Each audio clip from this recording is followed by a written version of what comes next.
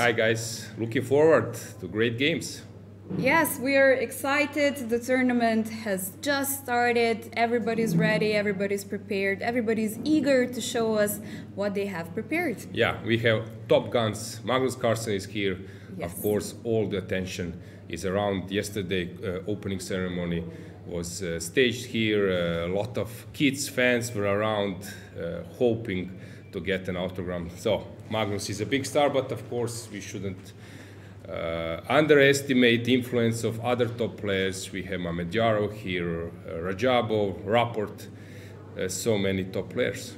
Yes, we have the statistics says that we have 60 players above 2600, of whom 9 players are above 2700 line. So very tough also in women's competition, many top ladies are around.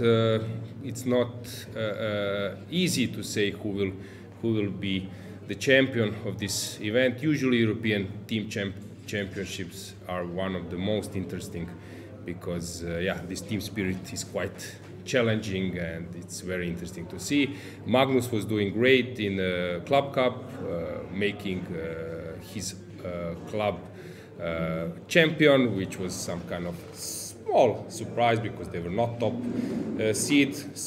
He has same situation here. Norway is not leading the field with rating, but you never underestimate team with Magnus. Definitely. We might switch to moves, but if you have also pairings, and maybe we can explain the situation, the system. We have 9 rounds. Yes, it's nice to say a few words about the system first. We have 9 rounds, Swiss system. We have 1 round each day, and we have 1 free day on the 16th, if I'm not mistaken. That's Thursday. We will, of course, remind you once again before Thursday not to tune in that day, but we expect you to do so every other day. We are starting 3 p.m. Central European time. We are in Montenegro. In Budva, Montenegro was famous for Fischer against Spassky, that return match. Which was played at small picturesque island, Sveti Stefan. So Montenegro has a rich chess heritage, and of course here conditions are really splendid. We are in splendid hotel, which is one of the best in Montenegro. So all the players are quite happy to be around. Conditions from the European Chess Union, which usually we are offering in some top events, are really good. Also, guys, subscribe to our YouTube channel. Yes, please do so. We also have a chat on YouTube channel, the ECU channel where we are going live, and we will be following that chat. And one note, you cannot write into chat unless you are subscribed. We will have some interesting polls, interesting questions. We will try to follow the chat as much as possible, so please subscribe so we can interact with you as much as possible. There will be interviews, there will be distinguished guests around, so in next 10 days we expect to get your attention, but let's move to games. Let's tell you the pairings. Yes, so in men's section or open section.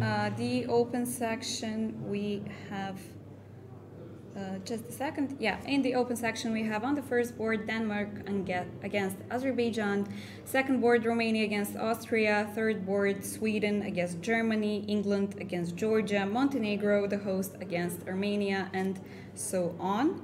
And on the women group we have Georgia against top seed, Israel, Slovenia against Azerbaijan, Germany against Greece, Italy against Ukraine, Bulgaria against Turkey, and so on. Interesting to notice that Azerbaijan have top seeds in the top 3 in both women's and open category, as well as Germany. They're seed number 3 in women's and men's category. Azerbaijan is quite strong. Sometimes it's not easy to predict the correct or exact lineup. Will they put Mamedyarov or first board or Radjabov? They have many options. Also in the first round, it's quite interesting to see, will the top players play So today we have Rapport wrestling, but Magnus is eager to play, probably to show this team spirit, fighting spirit which he has, to show to his teammates that he's ready to play all the rounds, to be like a big leader, trying to bring a medal for Norway. So let's check first moves. Let's see what do we have. This is a game, as you see on the first board. Basically Petrov is something which these days everyone plays. So the game started with e4, e5, sorry for the inconvenience, e4, e5, knight f3, knight f6, knight takes, d6. This is like a main line. Also it's possible, of course, it's possible to play knight c3, but d4 was played as a main move, d5, bishop d3. And these days it's very hard to prove anything against Petrov, but if I can maybe mention the top player who is very skillful in that opening with white is Nepo. Also he's playing it with black, but it's very stable opening. So bishop f5 was played.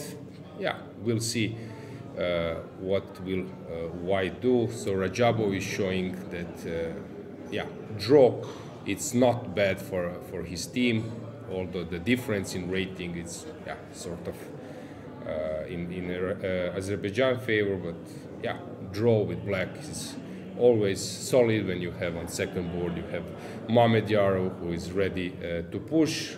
Jonas Bjerre, maybe guys you can recall that he was like an unexpected hero in Global Chess League in UAE when he scored his final win against Sindarov, and that was this face expression when he was like from zero to hero. He was playing bad this event, and suddenly he was the guy who was deciding the event. So he knows how to win. He knows how to win important games. So we will see what will he do here. So let's switch to other game. This is also super popular, Rogozin. Everyone plays it these days. Only small difference is that the bishop is on f4, sometimes it's on g5.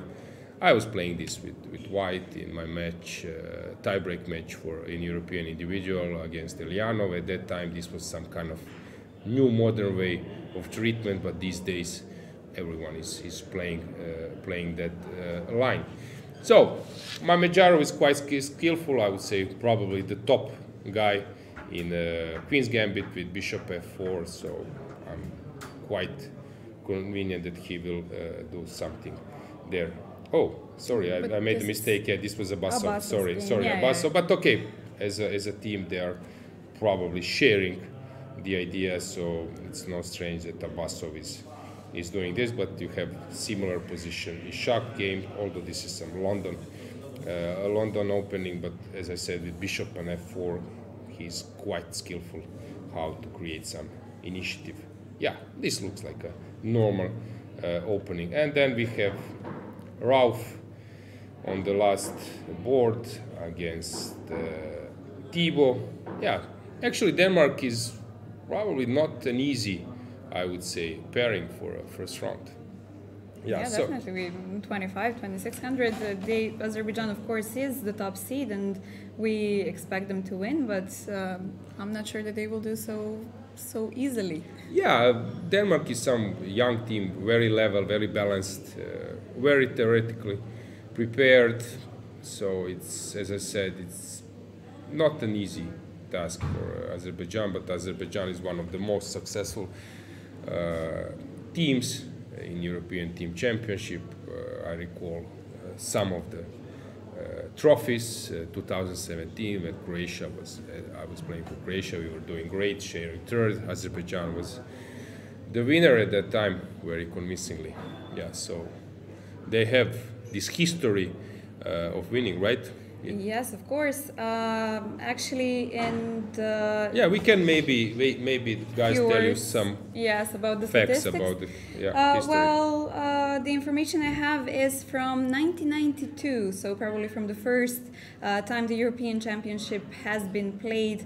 The biggest number of medals have Soviet Union, then we have Russia, and after them we have Azerbaijan. Exactly as you mentioned, with a total of 5 medals, 3 golds, 1 silver, and 1 bronze. So actually, quite a huge result. And this is the open section.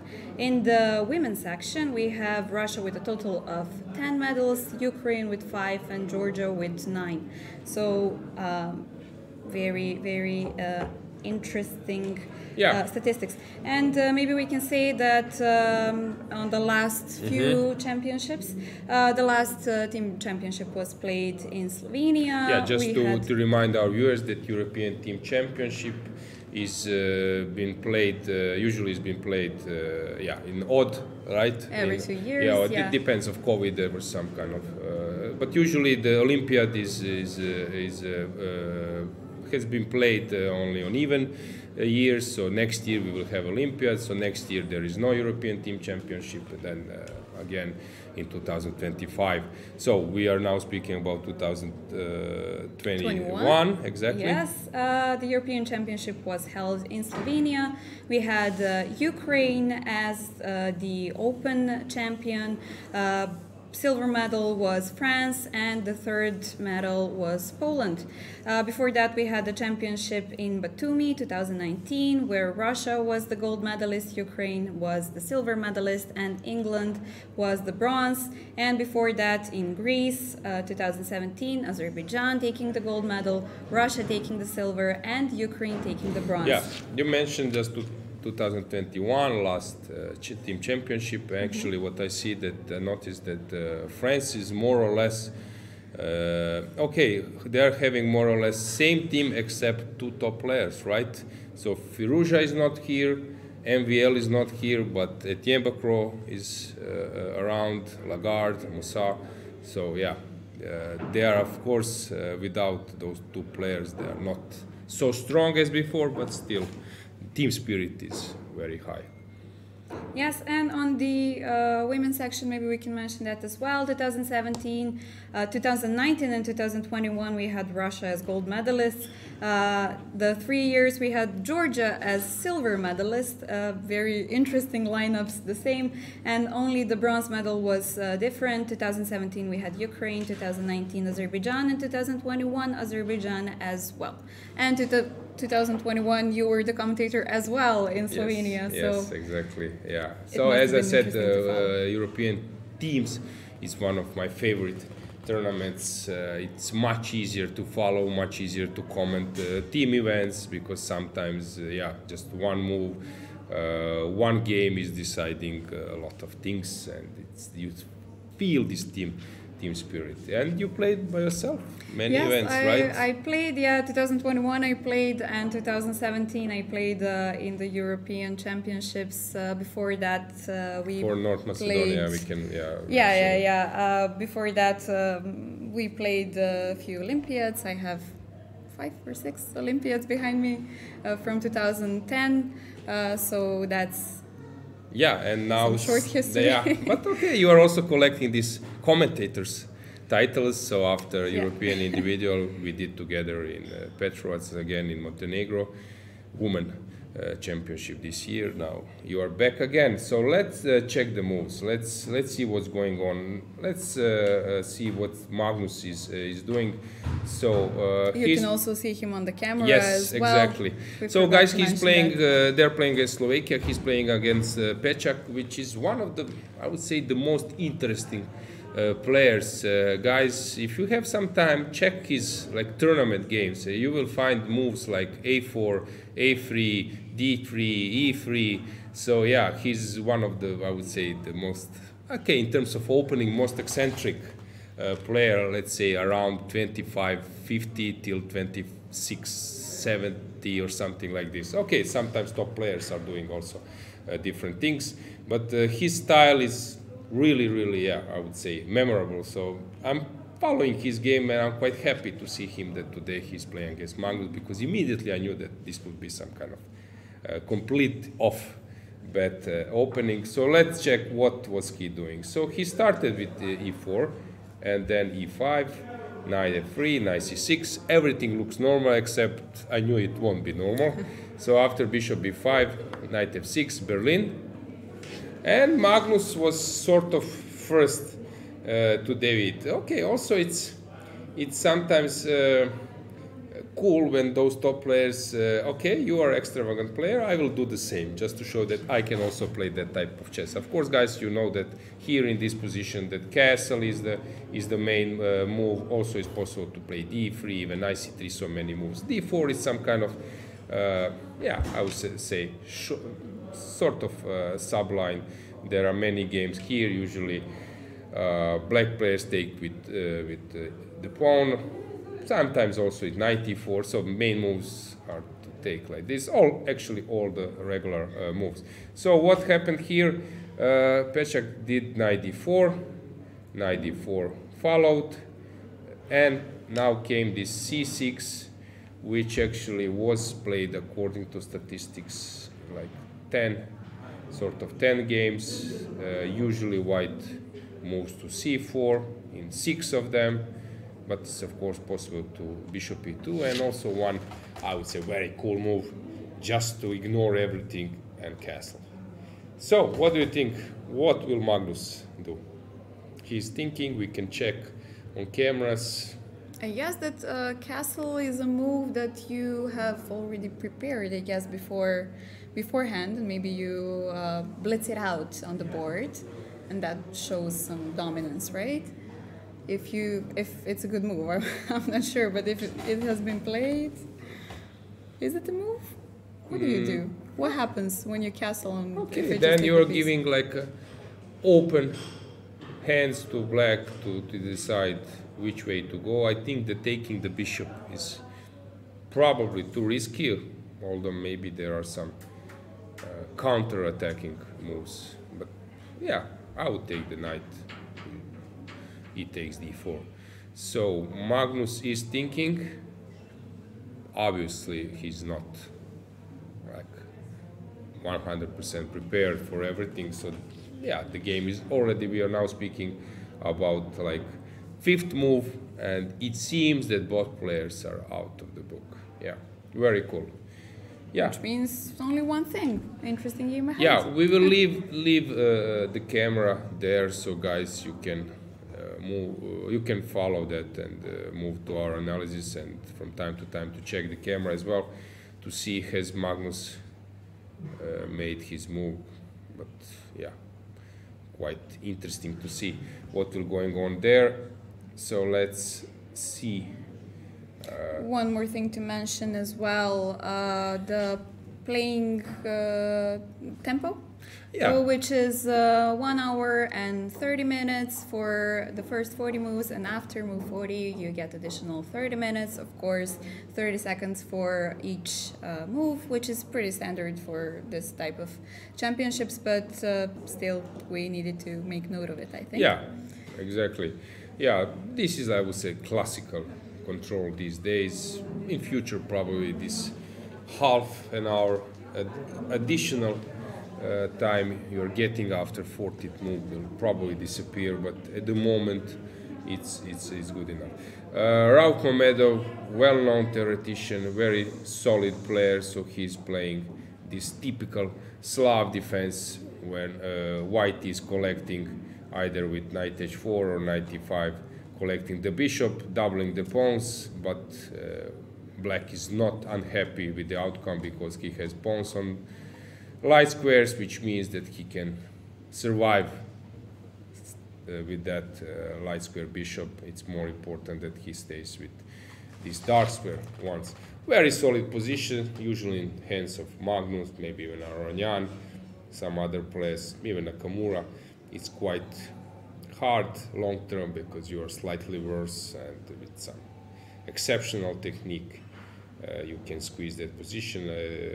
Recently there was an online game, one I was following closely, between Magnus Carlsen with white. It was some blitz, or I think it was a rapid game, and our Croatian best player Ivan Šarić, and it's fantastically how Magnus has managed to squeeze, water out of the stone. It was really fantastic. It's like some small advantage, then exchanging queens, then penetrating with king, and some long end game, then winning a game. Really exceptional. Yeah, that's what he does best, right? Yeah, exactly. So, has something changed? First board, we have this slightly better position for white, but Teimour will call that one. He knows how to deal with it. This one is challenging. Shak is playing, complicated game. This one we will follow closely. This Mamedov game is solid, as I mentioned. Let's see what other players are doing. Haik is very solid player. Recently he increased his rating. Armenian top player. So after, let's say that Aronyan has moved to US, Akopian is no longer around, with Sargsyan the main leader. Okay, they need additional top player, and it seems that Haik is slowly but steadily going. Taking the heights. Yeah, exactly. So now he's playing first board. Usually we are used to see Sargsyan there, but we will see. So although there is some I would say dubious or bad move signed here, I don't think that this is actually so unclear or so bad for black. Yeah, so let's see what do we have here. So e4 was played, then bishop c5, d3, okay, classical stuff. Rook e1, knight g4, rook e2.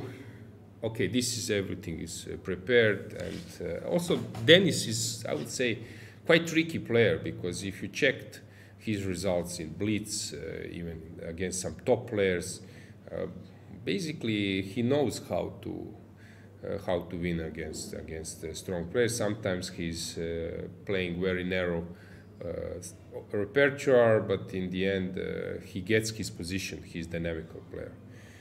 And he's one of the people who actually do have that confidence and maybe a little bit of that arrogance as well, but which is very good on the board, because he's very confident. He studied in the US. He was he's originally from Bosnia, but recently he switched to Montenegro. So now he's like a very important asset for them. Okay, in Bosnia it was quite tricky situation, and Bosnia was not playing in Olympiads and some other events, so it's understandable decision as well. But he I think he has crossed 2600, so now he's like steadily around. Yeah. So we will see what will happen here. Very hard position to evaluate. I would rather be white, but who knows, in practical play can be very tricky. So let's move on. Let's see what else do we have. And we have Shakhriyar, who was actually, if I'm not mistaken, doing very good at Grand Swiss, which recently has finished.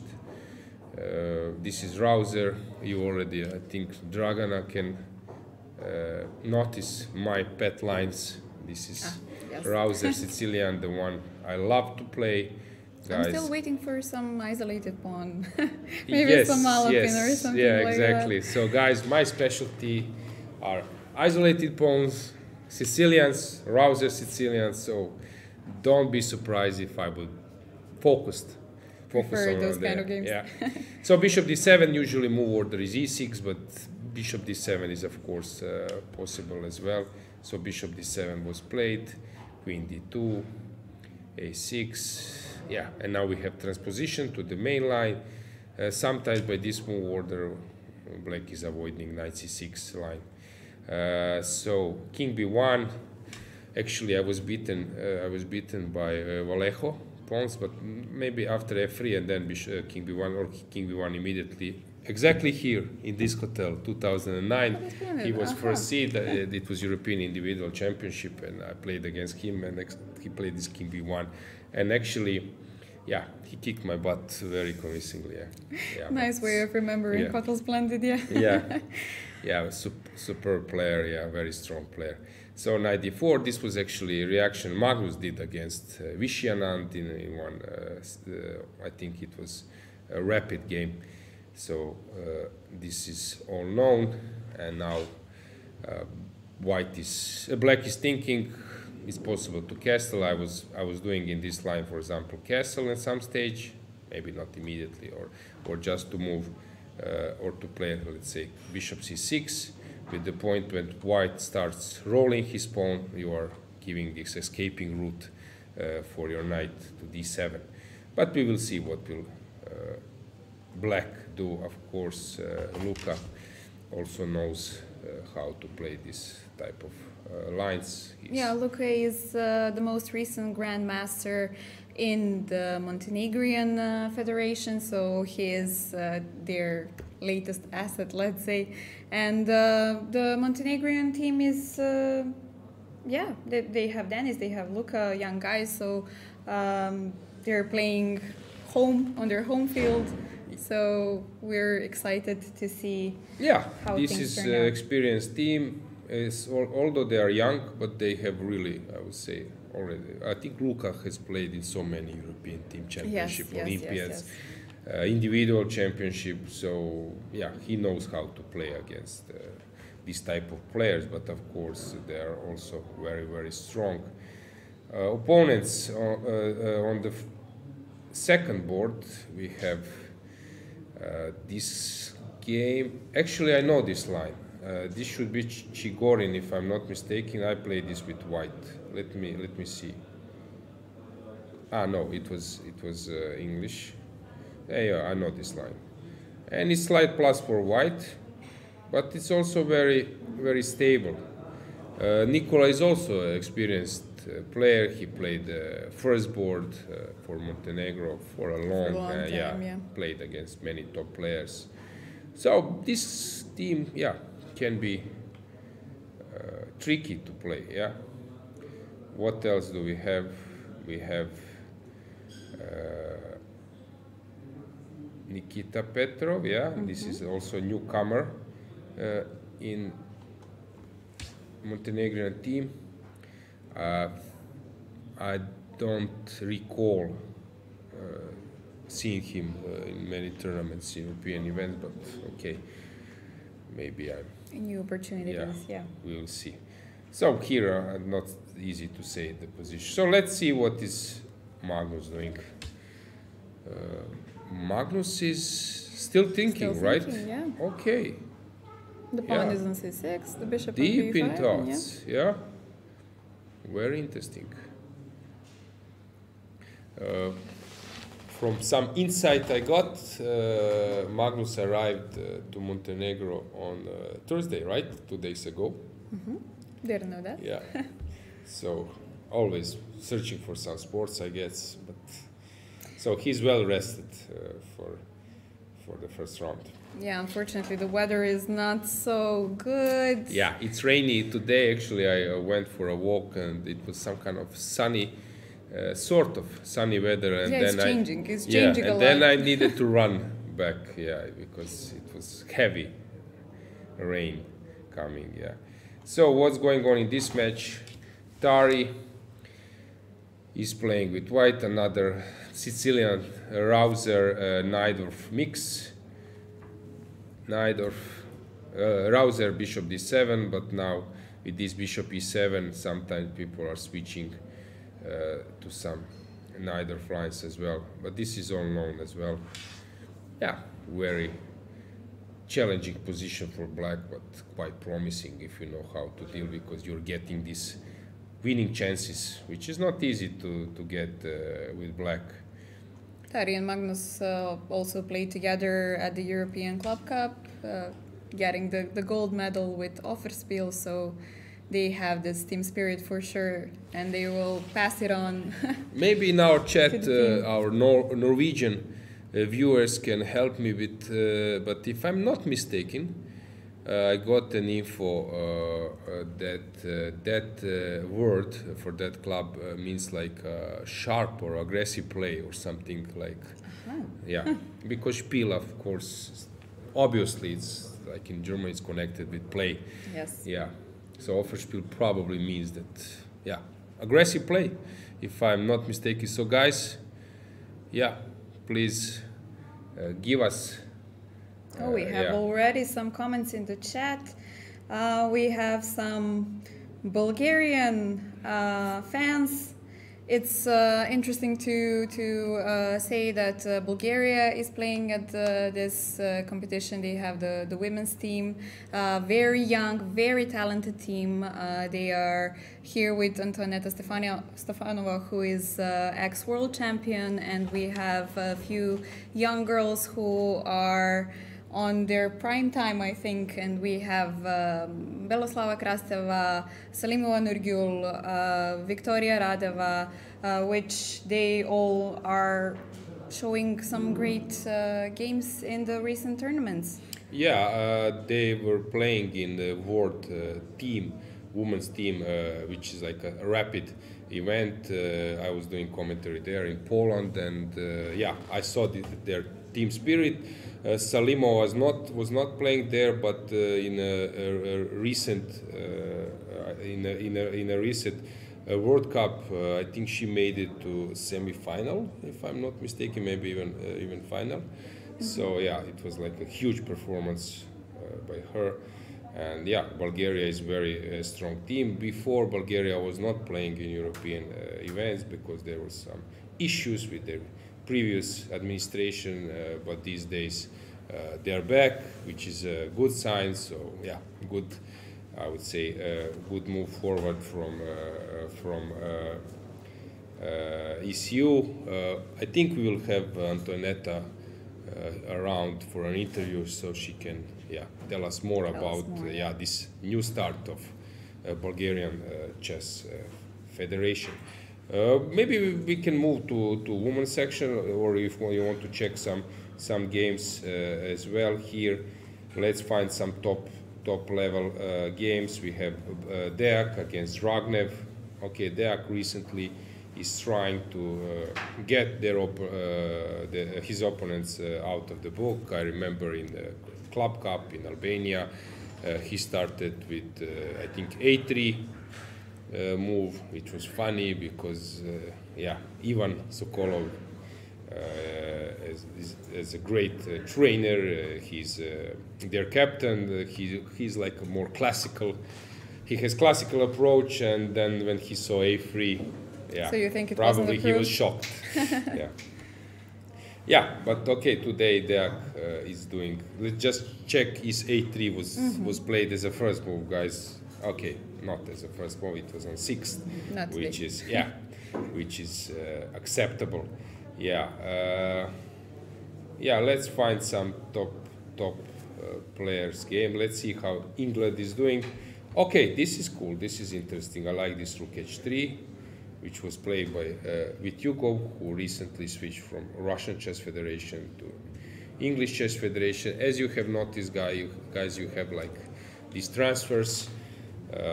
We have Fedosev here, Vityukov, Sarana, Predke.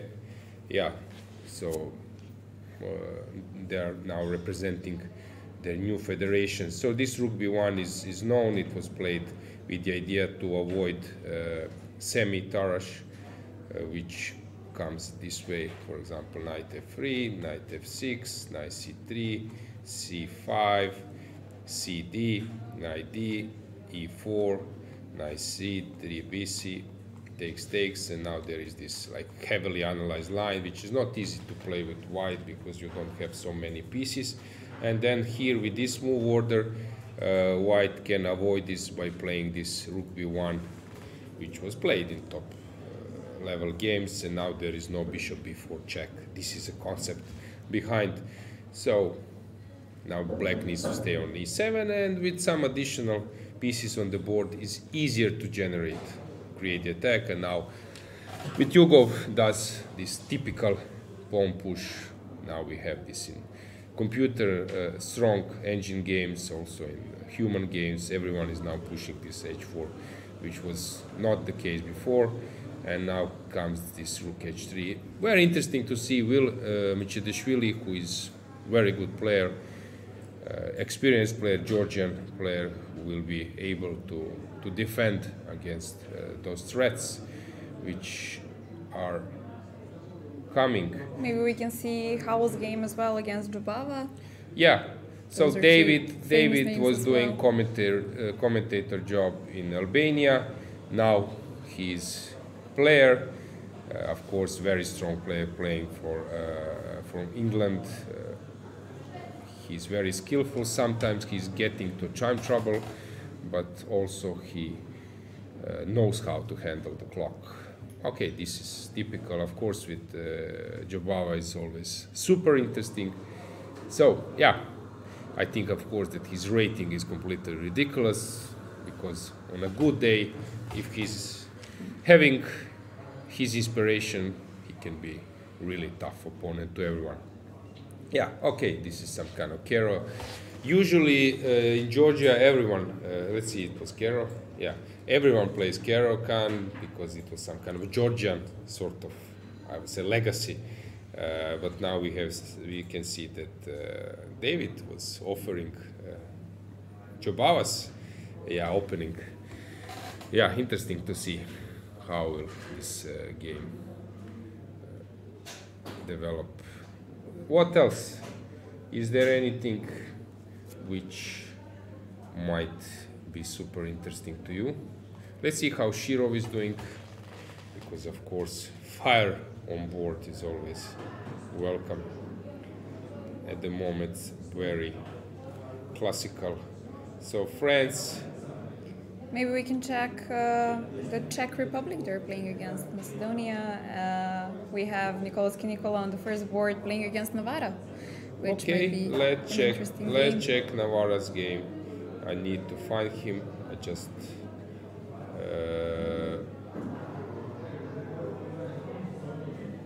they are playing on board number 13.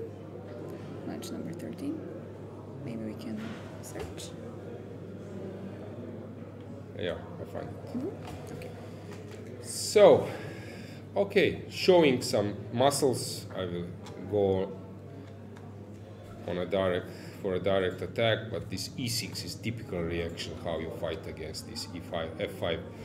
Yeah, seems normal at the moment. I don't see anything super. Yeah, Nicola has been playing this type of openings for a long time, since I known him. So. Yeah, let's switch to women's section. Yeah. Okay, let's do so. Sorry. We need to wait for a second. Hopefully.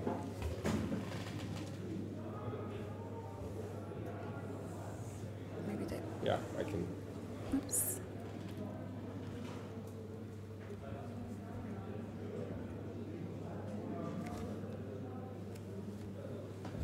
Yeah, let's find that game. Okay, so we see the moves. So let's see the boards. So we have first board Georgia against Israel, right? Yes, Georgia against Israel.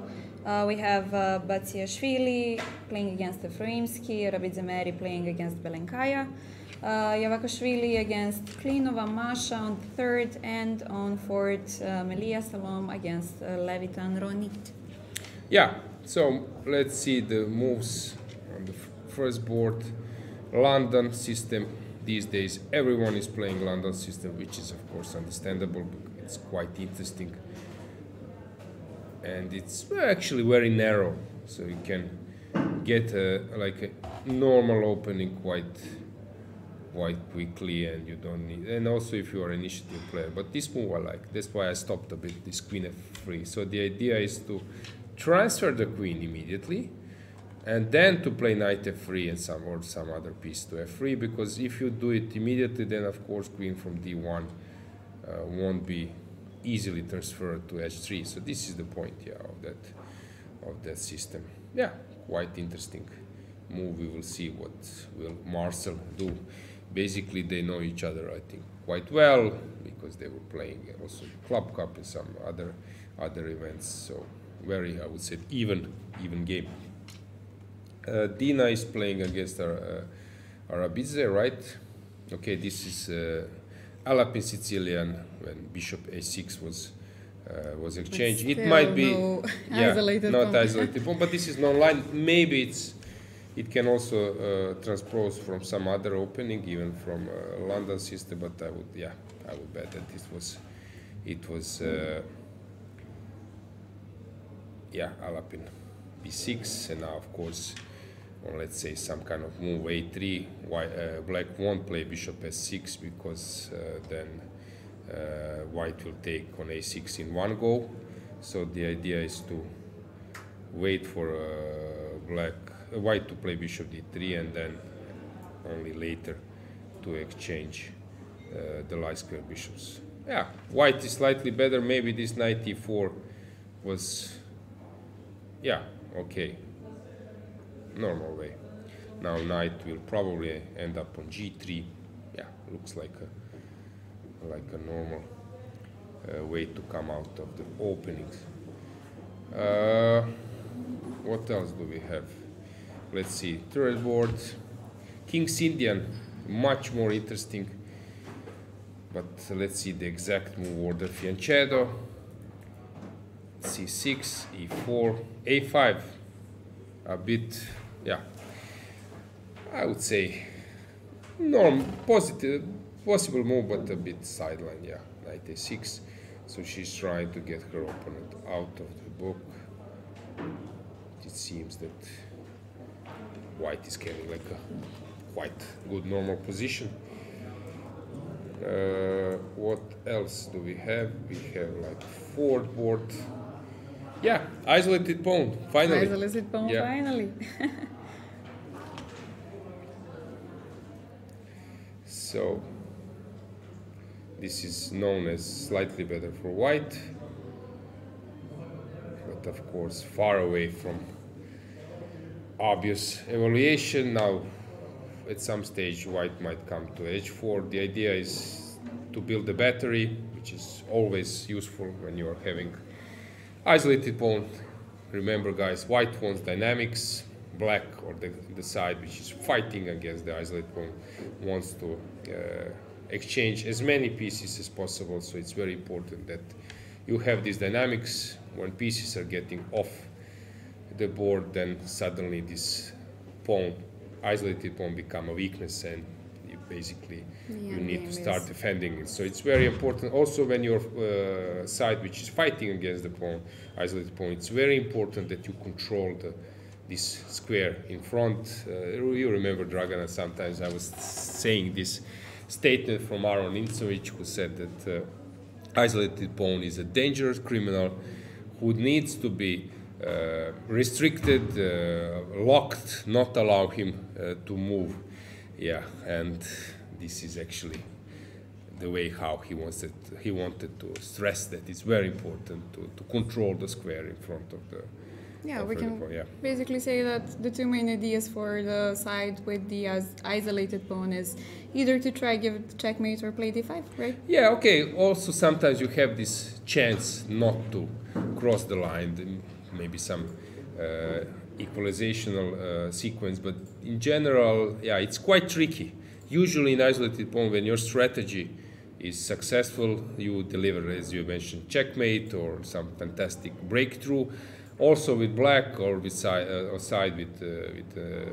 is fighting against the isolated pawn, usually when you master, you have like this master strategy, exchange pieces, start attacking it, your opponent starts to defend, you penetrate, and suddenly this outpost is like important resource for you. Also that strategy is some kind of fantastic to see. Yeah, usually it's very challenging for both sides. So what else do we have in that match on the fourth board? This one I checked. This one was King Easy. Okay, so we can conclude this match. Let's see how Laura is doing. Laura Unuk against Fatalieva.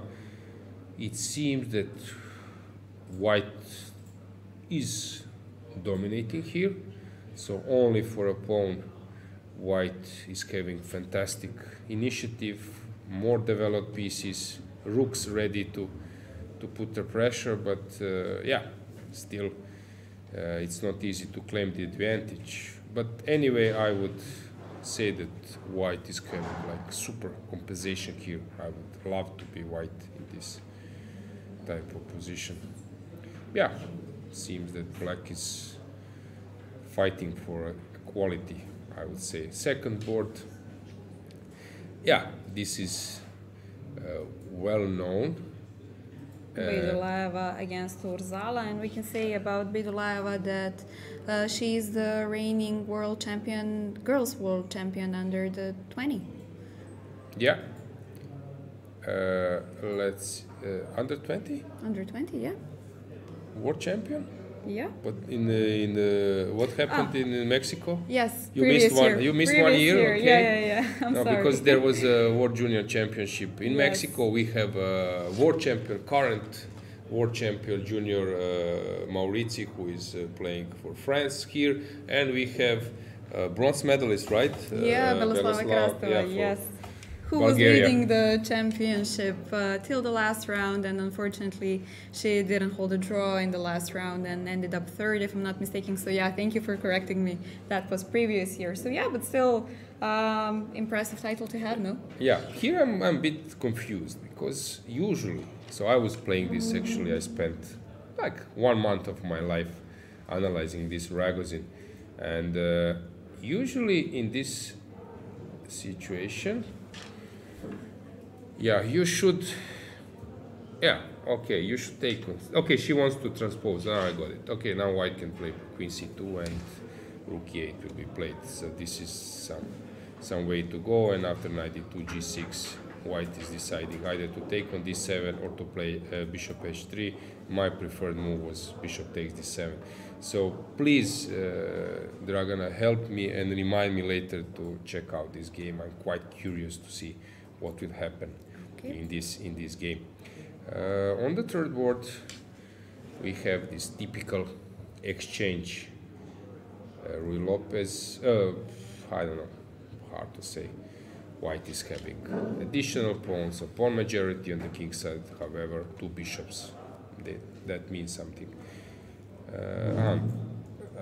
This is the fourth board, Marozzi with the fianchetto.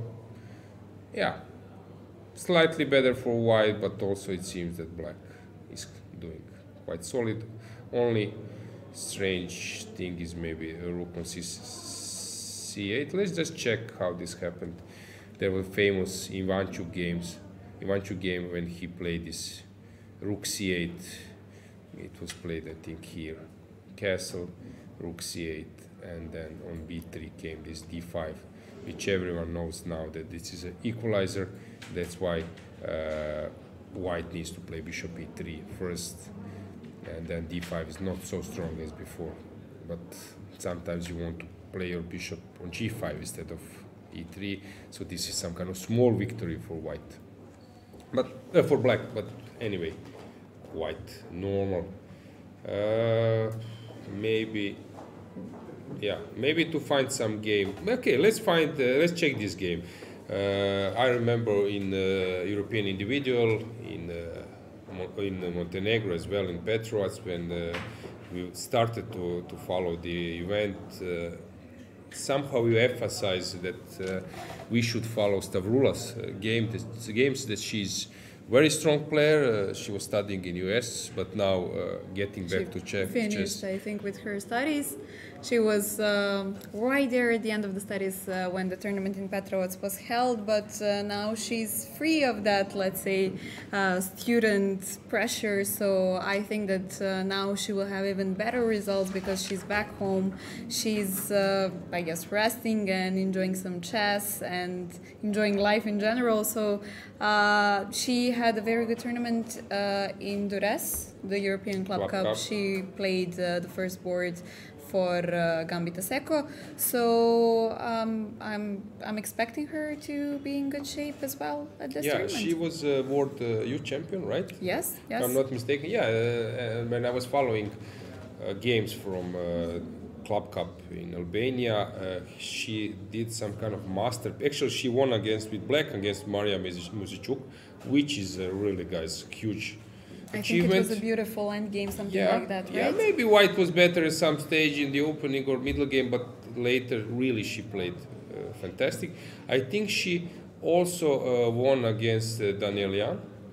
I think with white, it was fantastic games. She sacrificed, I think, a piece. It was really, really, some masterpiece. Also, I think in recent Grand Swiss, she did well. So, Stavroula is not slowly, but making big steps toward the chess elite. So I like to follow her games because she's playing this dynamic chess. She plays King's Indian, Sicilian sometimes. So let's see what is she up to today. She's playing Sicilian, e5. This is known line, bishop d6, d4. This everything was played before, and now we have some kind of typical position. White insists to play pawn down with initiative. Black is ready to give back the pawn. Quite complicated position. Elizabeth is also playing well recently. She's, as she mentioned herself, she's more focused on chess, trying to get back to elite where she was for a long. So interesting game to follow.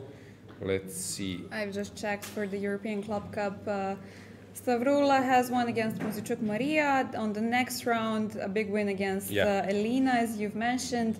On the next round, draw against Stefanova and draw against Khotenashvili. So quite impressive results, one after another, and a rating performance of almost 2,500. So definitely somebody to be following on this tournament as well.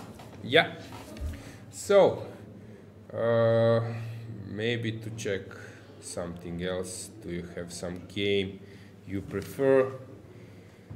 Let's see how Brunello against Ushenina, how they are doing. This is Sveshnikov, Lasker Sicilian, very known thing. Basically, these days players are trying to avoid this line because it's not easy to prove anything with white, but of course white is super stable here. Anna is spending a lot of time, but in general, Ukrainians, they are playing very interesting chess, and their matches are always very fun to follow. So let's see how Natalia is doing against Olga. Some small plus for white. Ina, as I'm mentioning from time to time, she likes to consume time, so she's sometimes really in severe time trouble, but here looks normal. Gaponenko here, and we have Rahmangulova. Actually she had a really big accident in Club Cup, right? I think something she fell down or something happened, and I remember that she was playing. She was just sitting all the time. She couldn't stand up. I think she even came. I think Koroba was helping her. She even came with a wheelchair. But now I think she's again healthy and everything is okay. So that's a good news. Looks normal. Hard to say what has happened. Maybe we can check the Bulgaria. Okay, let's check Bulgaria. So they are now resting Antonetta. Antonetta was playing a lot of events. She was playing Club Cup, Grand Swiss. She's active also in Federation. Former world champion, great player. So today she's resting while Salimova is playing first board, and she's playing this known Queen's Indian pawn sacrifice. Now d5 is a move, of course. Knight c3 is main move, but then knight e4 is sort of massive exchanges are coming, and it's not easy to prove it. I was mainly analyzing rook e1, and this is the move I like. But d5 is one of the most challenging lines, although quite analyzed. This all is theory. And e4, we can check how many games were played here. 20 games already. Black was usually kicking this knight with knight c8. Also, it's possible to try to exchange the bishop for a knight with bishop e5. Yeah, this is... It's worth mentioning that Salimova played a very good World Cup this year. Yeah, I said semi-final or final? I cannot... Final. She bravo. managed to kick out Alexandra Kosteniuk, which was quite remarkable, and she lost in the final against Goryachkina. Even she had the chance to win. It was a very tough game, I think, ended in Armageddon, or... I'm not completely sure, but I know that it was undecisive until the last moment. Yeah. So I like her style. Yeah, she's playing aggressive chess, actually happily entering some messy lines, sacrificing pieces, pawns. She likes to create some initiative and counter attacks. Yeah, quite interesting chess to follow. We have on the second board, actually Radeva, if I'm not mistaken, she has made an IM norm recently in some kind of... It was some league or something. It was maybe Serbian league. I think she scored. Could be. Yeah, could be. Scored very well there, and she has made an IM norm. I will ask her afterwards, definitely. Yeah. Okay. Good. Gergana, she's studying in US. It was interesting, funny situation today at the lunch, at the breakfast. I was going late and I was sitting, and suddenly some waiter came and asked me, "Do you know his jacket is this, sir?" I said no, but then I checked the jacket and it was some US chess club jacket. And then I didn't notice how to help, and then I said, ask Gergana, she might help. And yes. I think in the end she did, because she's studying in the US. So quite a few players who are studying in the US and getting some chess scholarships are also playing here as well. We have Gergana, we have Krasteva Beloslava, we have Emil Ristevski, my teammate as well. I'm sure that there are many more who I'm not aware of at the moment, but yeah, I support this fully since I finished economics and sports management. I think it's possible to combine those two things, and later, although it's tough, but later you're quite happy that besides chess you also have education. You finished faculty as well, right? Yeah, almost. So you're close. Almost, yeah. I started working, so it felt like not the top priority, let's say, but I also feel like I did, and I will, I think, till the end of the year, so... Yeah, okay. Definitely. So let's see this position, let's see what is White doing here. Yeah, she seems that she's White is slightly better, but I don't know, hard to say. So what do we have on this game? We have Krasteva against Batur. It's not easy to say what's going on. It seems that White is slightly, more developed here, but Black is super solid. Hard to say. So shall we switch maybe just to check Magnus' game, maybe what has happened on the first board? Maybe just mention firstly that on the camera we can see Israeli match against who are they playing today? They're playing the first board, so Georgia against Israel in the women section. On the camera you can see Batsiashvili Nino against Efroinsky Marcel, both deep in thoughts. Yeah. Considering some lines. Yeah, let's check the men section maybe, or what's going on here. Mean some other games, or you prefer that we switch? No, we can switch to the men's section. Maybe we can check. Please, just. Yes. Just a second.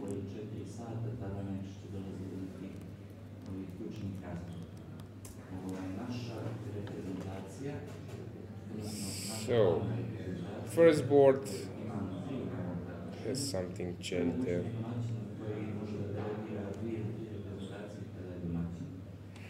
While we are waiting, camera is on this first game of the first match. Radjabov is playing with black. Yes, we can see Jonas sitting and thinking while Radjabov we are waiting for the moves. Mamedyarov. Hopefully we will get the moves. What I can see on the camera that white is controlling e5, but still it seems that we are getting the moves now. So white has doubled the rooks. It seems that he's dominating the e file, but this knight on e6 is a big defender, and I don't see that white can break through to e file, so he will need to start searching his play somewhere else. Here not much has changed. Mamedyarov, okay, we have some pawn sacrifice, classical Mamedyarov way. Yeah, very cool to see.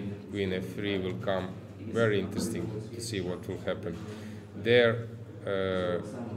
What else do we have?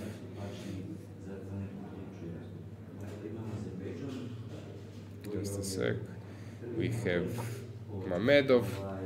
Okay, so white is trying to open the position, and white is trying to keep his bishop away from the black's knight, but to start putting some pressure. Let's find Magnus' game against Paehtz. What did he do in the end? Yeah, so bishop c4 was played, queen b6, queen exchange offer. Magnus avoided it, and white is slightly better here, but black is also super solid. Maybe we can go for a break. So I suggest, guys, that we do some short break, and then we can move on with some other games. Stay tuned, we will be back soon.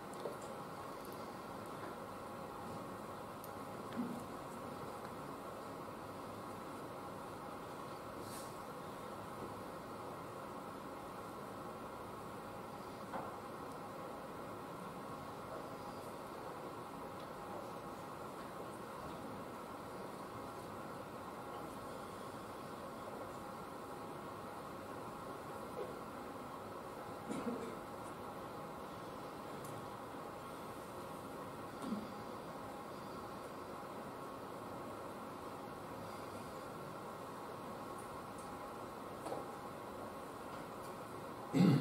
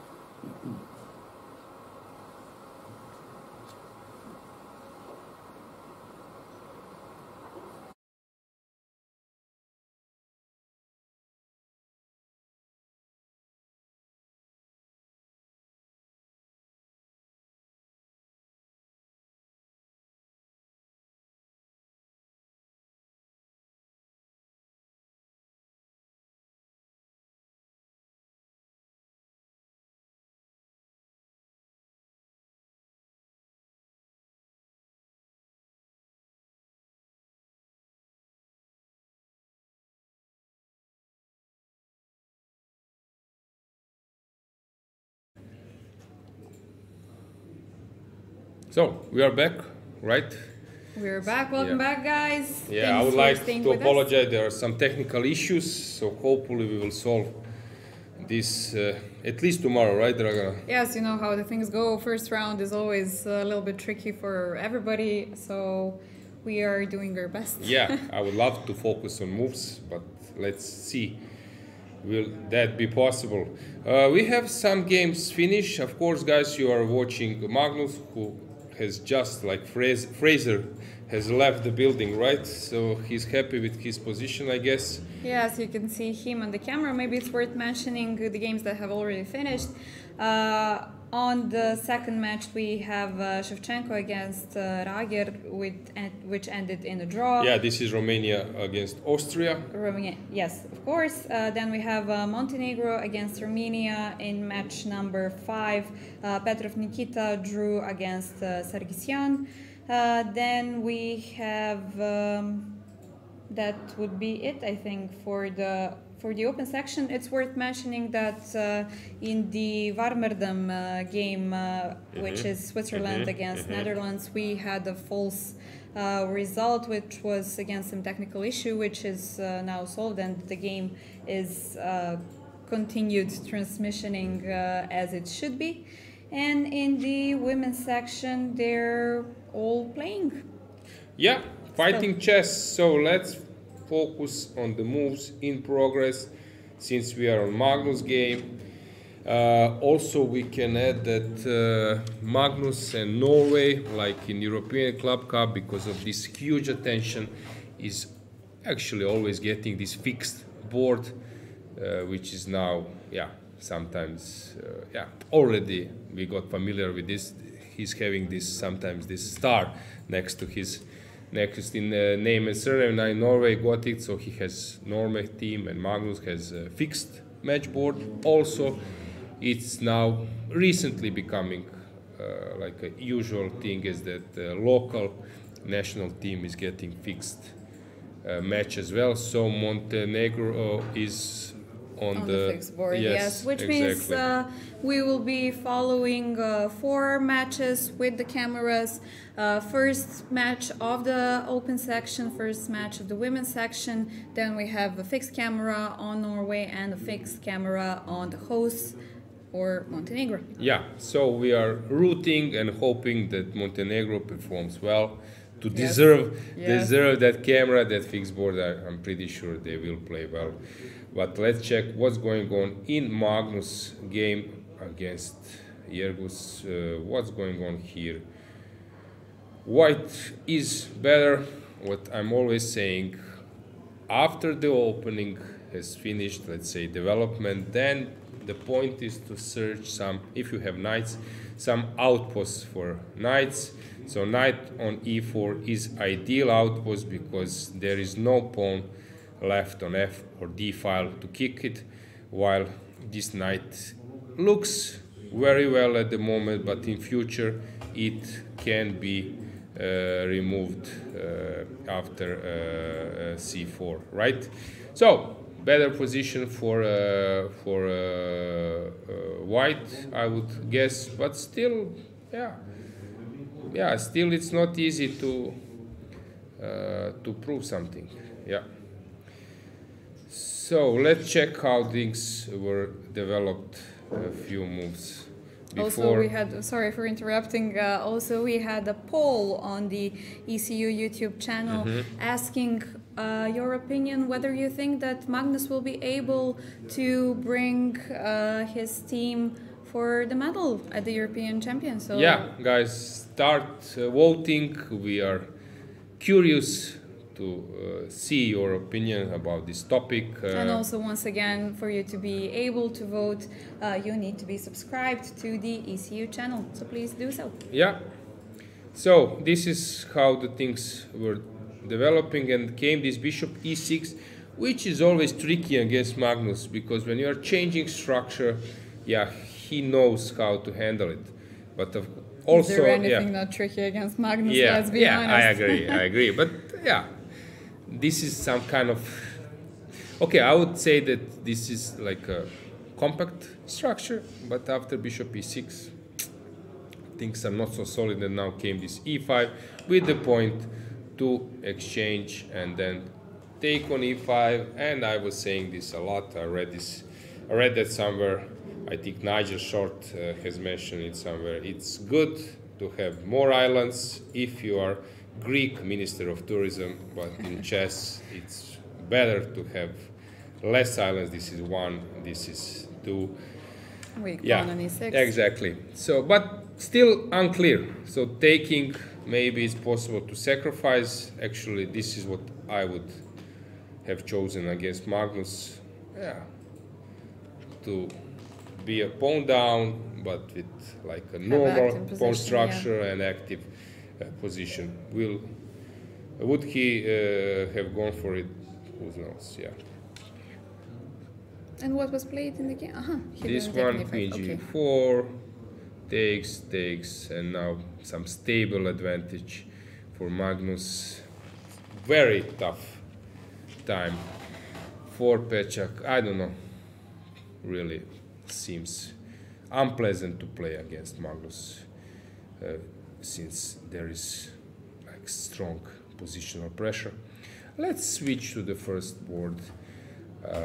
We do have here 30 moves rule, right? Yes, that we forgot to mention. We have the rule that you cannot offer draw before move 30, which is very good for us because we want to see some fighting spirit. We want to see some fighting games, which the 30 moves draw actually rule gives us the chance to. Yeah, see. Although we can, of course, sometimes notice some mutual, let's say, understanding instead of agreement, which probably is the case on the first board, where both players are striving to a draw, and it's quite obvious that they are waiting for that move 30 they need, and at the moment it's 29. So I'm quite confident that now we will have a draw offer. Yeah, you can, let's say, cheat the system as well if you repeat 3 times the position, and you can then conclude the game in a draw without having 30 moves played. But even so, if the players are, as you say, confident that they will make a draw, waiting a few moves is not so bad. I agree. Yes, I agree. But here it's obvious structure, pawn structure is symmetrical and not many pieces left. Usually in this Carlsen structure, Queen's Gambit Carlsen structure, you want to have knight on d6, which is ideally placed, and covering this b7. And yeah, black is doing very well, and it will be a draw. What's going on here?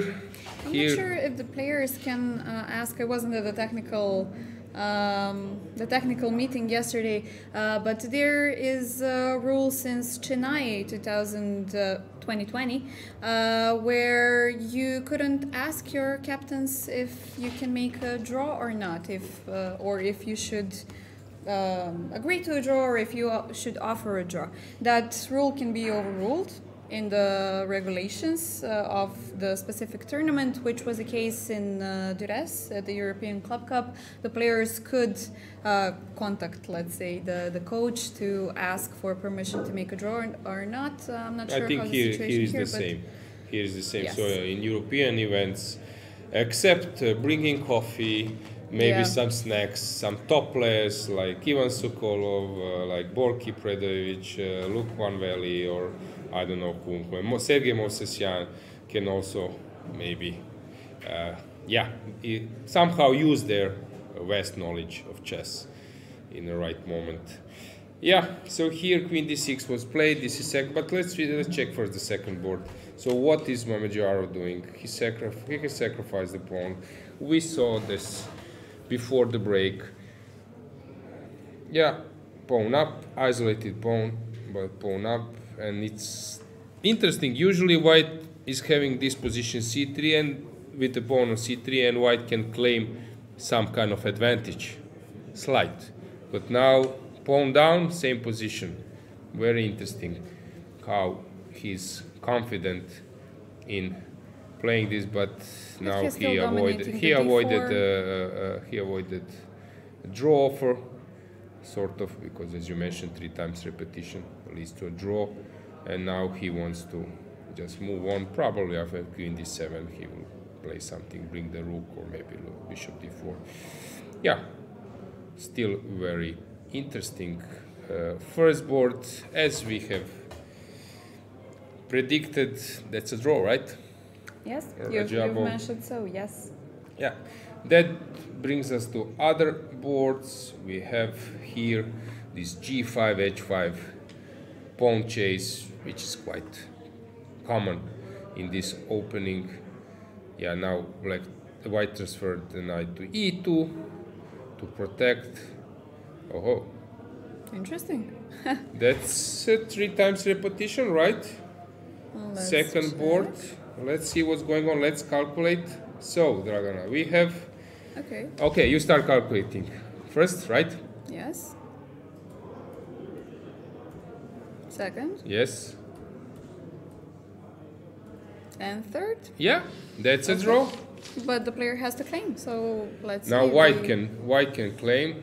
Yes, or either black could have claimed before playing the move by writing the move in the score sheet and stopping the clock, calling the arbiter. Arbiter's passion comes out of you. You are also Dragana is also the FIDE arbiter international. Okay, it's after the Congress. I hope so. International arbiter. Yeah. Congratulations. So thank you. Yeah, you're also doing that job. You did that job in Albania, right? Yeah, that's how I have some insights about Albania, since I was there as an arbiter in the women's section. Yeah, so basically both players, of course, now can claim a draw, but they can also maybe play some waiting game to see, okay, I don't mind if you move on, right? Yes. But it seems that, yeah, it's a draw. Now it's interesting, we can see on cameras score sheets. Is it normal that they are so long? I'm not sure I've seen this type of formats. You have not? Yeah. How many moves are 60. in the first? Yeah. Okay. No, it's 30 and 30, I think. You sure? It looks okay. I'm not 100%, but most of the times when I had this kind of score sheets, we had 60 moves on them. I mean, even every single score sheet we had 60 moves. It just depends whether you divide it in 3 columns or 2 columns. Depends on the preferences of the organizer, how they wanted to look like.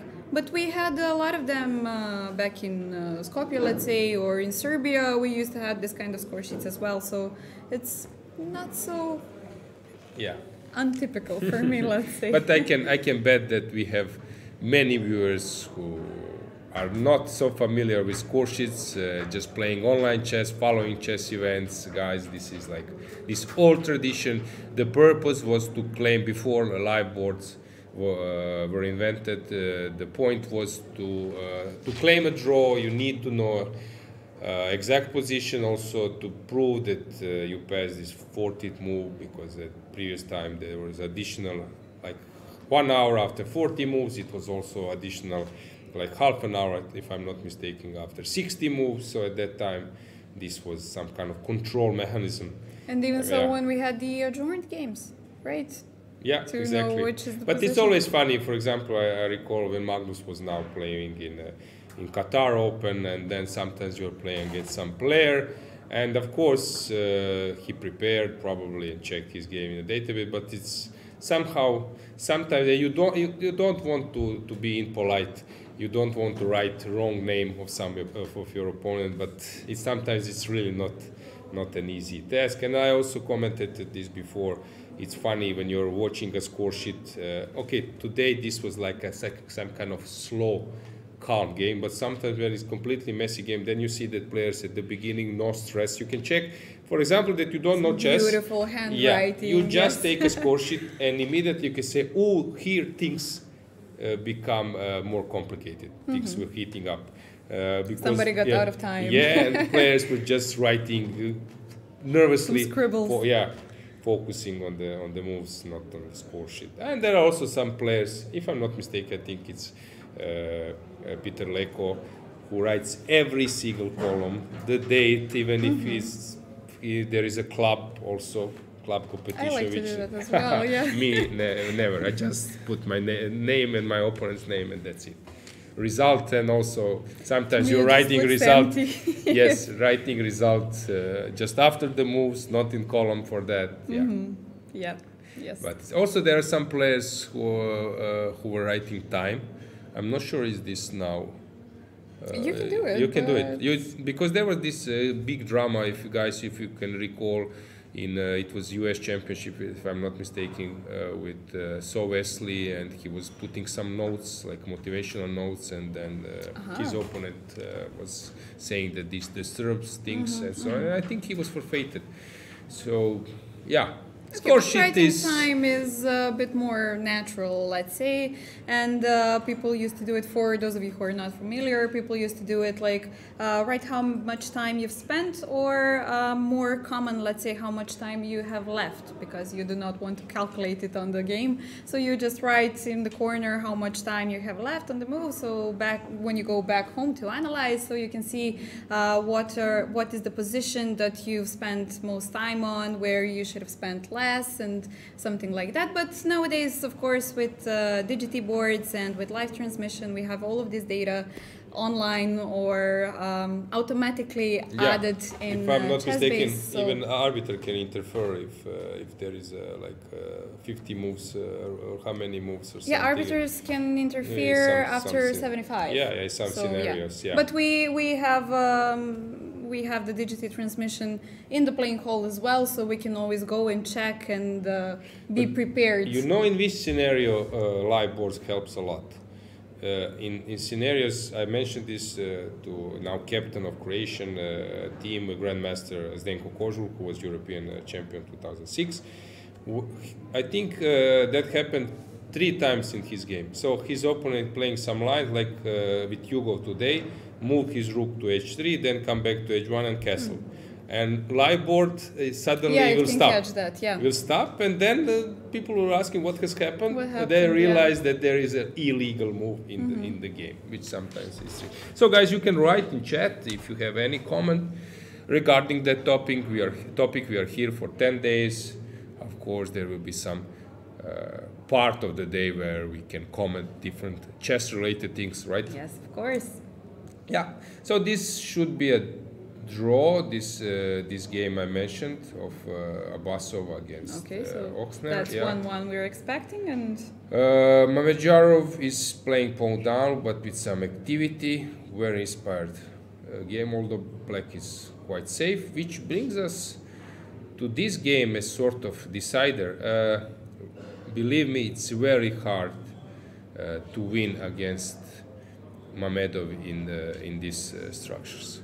When he has this dark square or knight against bishop strategy, he's really skillful there. So, which means that if we have a draw on second board, and with this sort of equal position, so either Mamedyarov or Mamedov, they need to pull out something, right? Need to show us some ace out of their pocket. Let's see. Yeah. We had a request to check the Teimour's game. Yes, this I would love to see. Teimour has played really good chess recently, increased his rating. Actually, he was close to knocking out Magnus in the World Cup. This tactics, sort of simple tactics, 94, which is now it went viral. When Magnus was so happy that in second game Teimour didn't see it. Magnus has won the game, and then through tiebreak passed to the next round. But Teimour also played very well in Isle of Man, FIDE, Grand Swiss. So he's steadily improving his rating, coming closer to the top chess elite. So let's find his game. This is a draw. Already finished? Okay, let's check what has happened there. Let's see. Ooh. So e4, Grandelius, of course, Nils is very strong player. Actually, he was pressing against Vishnand with black because he's playing for Novibor, for Czech Republic team, which came second in the European Club Cup, and playing with black and pushing against Anand with black in Spanish, especially where in Ruy Lopez, Anand is one of the best. ever. So this for me, this was like very impressive. A4 sideline. I'm telling this many times that there was a famous statement from Aronian who has said that when I was a kid, somehow I got so hooked up with martial attack, and I would be happy to play it, and then after c6, this rook e5, c6, d4, and all those main moves which we all do know. And I was happy to play this with black. He said attack, pawn down. I knew something about it, but of course not much. And suddenly, also there is a trick for those who like bullet. There is a pre-move trick, because everyone here, in this position, everyone pre-moves immediately after knight e5. As white, everyone pre-moves knight e5. So there is this trick e4. When, guys, you might get a knight for free. This is nice bullet trick, which actually e4 is like a playable line. So if you want to try to go for some cheapo, you could. And then Aronian has said that a4, when I was making castle, and then praying in myself, please play c3, because a4, d3, all those other sublines, I didn't know nothing about it. I knew nothing about it. So when a4 comes, he was so disappointed. Now I don't know what to do next type of play. Of course, it's ironic, but for me it was sort of similar when I was very, very, very young. I didn't know how to handle these type of positions. I knew that you're getting isolated pawn or a weak pawn. I knew that maybe b4, but then you're giving call for knight, rook, b8, you are allowing your opponent to control the file. So many questions for young Patzer, as I was at the beginning. So a4, b4, d4 was played. This is all known. Now the question, usually people exchange. Black is using this possibility that d6 is no longer here, and then he can play bishop c5. Okay, as I mentioned, those outposts, when you have knights, it's very important that you create some outposts. Usually you are creating this by provoking something, pushing pawns, but in some weaker games you get it for free, because your opponent might try just move pawns, and as we know, pawns, they don't go backward. Knight g4, knight e3, okay. Very interesting way. So if you take, let's check. I see immediately what will happen. Maybe some rook lift will be the way. But where to place the queen? So I need to control it, that if I put d2, maybe some rook e6 or rook d8. So this is the point, and I cannot play f3. So this is the point. Knight back, knight d5. Trying to avoid the perpetual.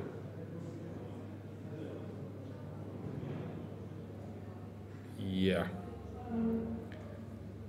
Looks very strong. You have the rook g2. Interesting. And perpetual. When you check the clock, who knows? Yeah. Who knows how we can check the opening database. You think that they knew the line? Both yes, of them, and they are playing for the same club. Sometimes you're not unhappy with a draw with the guy you know. Knowing that he knows most of your secrets, let's say. So this was already placed.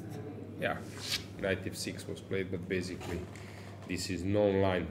So although it looks, guys, for you very dramatic, somehow I need to, I need to brighten it a bit. Fortunately, it was not like a memorable draw. Okay, but it definitely looks good to have Rook G2 in your database. Exactly. Yeah, any comments around?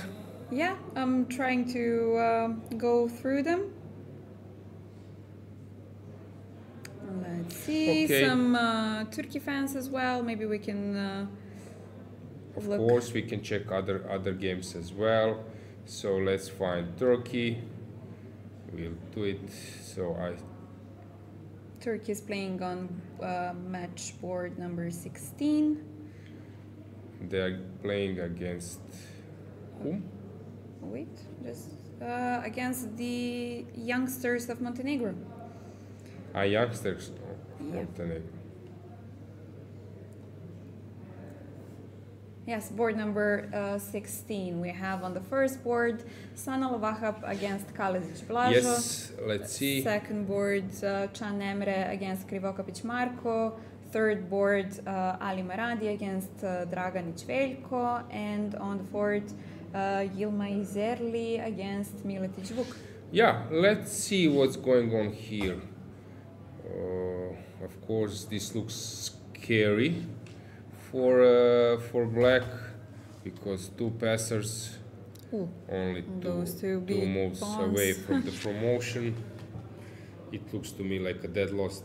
The main problem is, of course, pawns which are very close, to the final destination. But also problem is very weak king, and this combination of motives will deflection of the queen and so on. This initial rank issue, back rank issue. So I would call this game sort of decided. Okay, let's see the second one. Can Emre against Krivokapić Marko. Okay. If we have it somewhere. I lost it, sorry, my bad. Or maybe it's already finished, but... No, it's in progress. What has happened here? Oh, g5.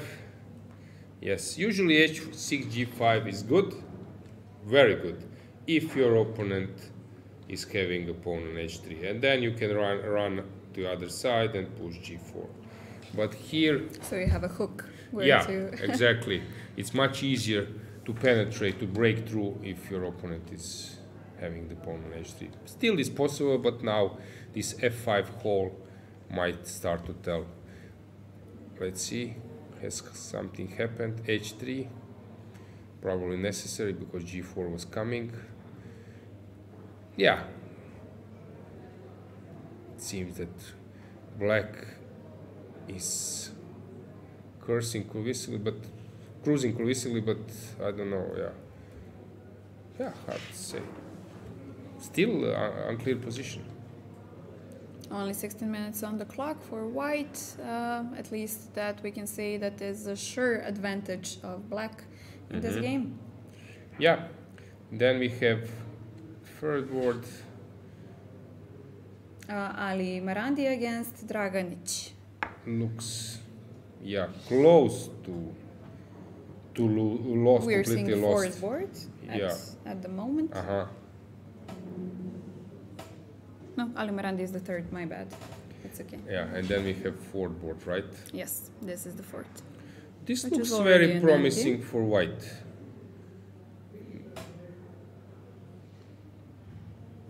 Even if he makes something like b3, because let's say long term, if black prepares this pawn push and then a, b, c, b, rook will protect this one, and white can maybe try to organize something in the... So how do you break through here via maybe even this can be an option, but okay. Probably starting with b3 is not... But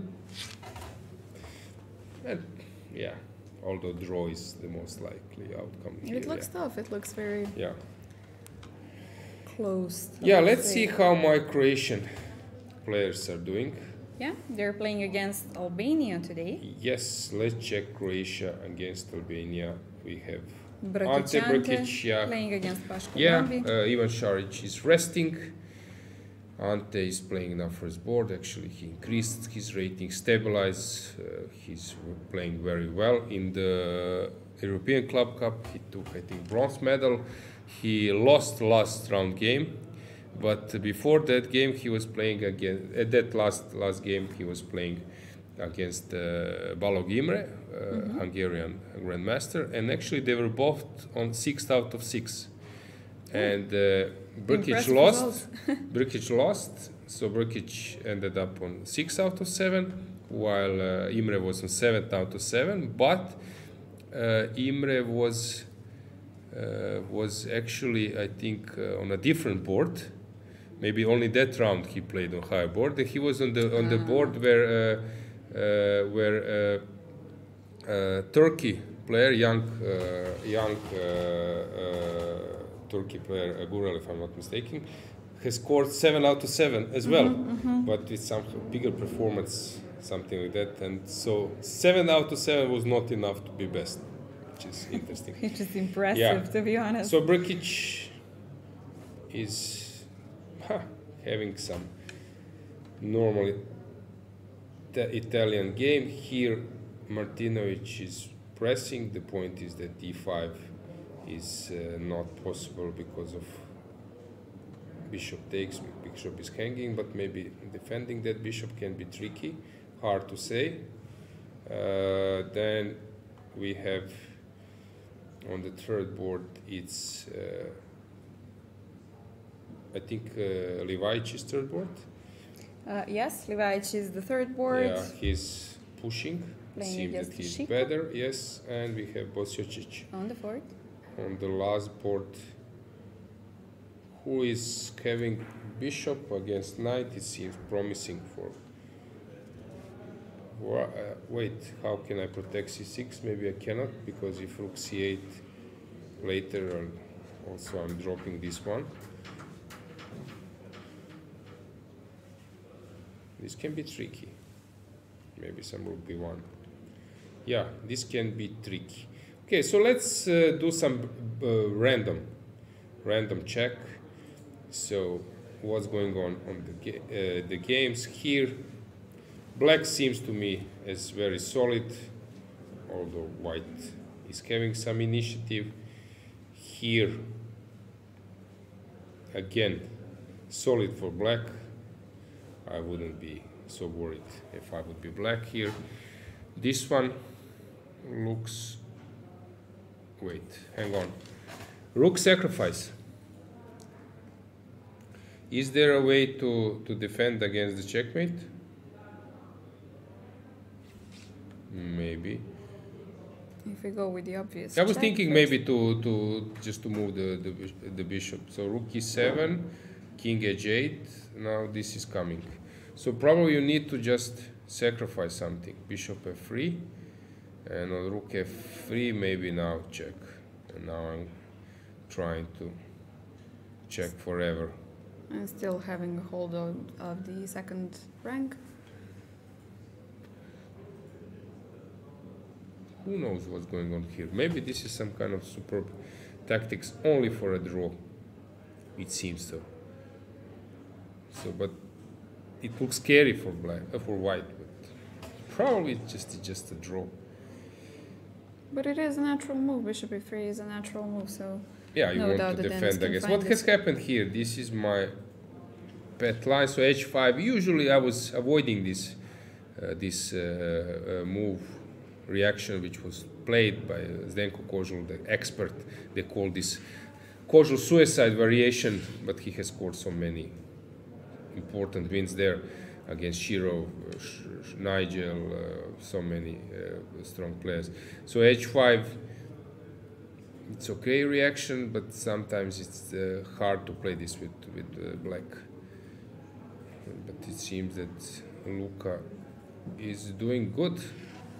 He wants to push d5. It seems to me that he's having a good position. Sargsyan is better, I guess. Hard to say, but it seems that he's better. Then we have What else do we have? We have Magnus game. What's going on now here? White is still much better, I guess. So bishop h6, Bishop h6, do you have? obvious move. Yes. Yeah, it looks close to losing to me. Here again, Rouser. Okay, this is tricky, but I like how Black has organized his way of play. Yeah, it should be good for Black.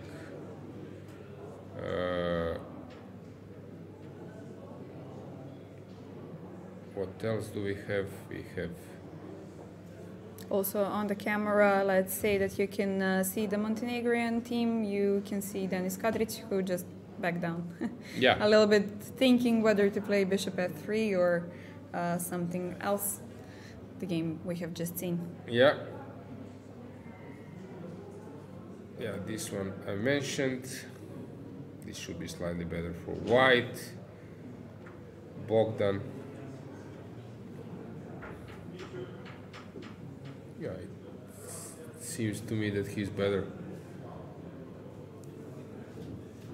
But there is some tactics around.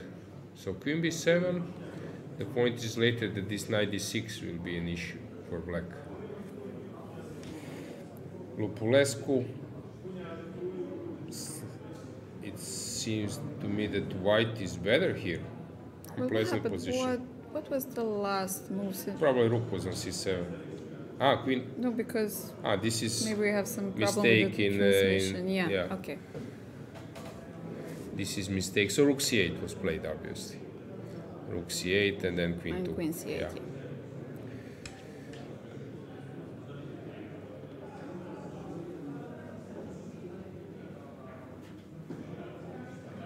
These are positions very hard to do something here. Anything special? Any position? Do people? Let's see how Hugo organized his attack. So We Rook have came Montenegrin to fans, Rook, by the way. Rook came to g3. King was escaping, making artificial castle. Okay, it can be a model game. So, what happens if Black takes on d5? Bishop h6 is an idea. Very strong, yeah. Yeah, so this is idea. So maybe, but okay, if I take, you take, I play queen h6. Also seems to me that White doesn't have much. Yeah. Yeah. Maybe So how is David doing against Okay. Badur? Jabava, yeah. Yeah. It seems to me that he's doing very well.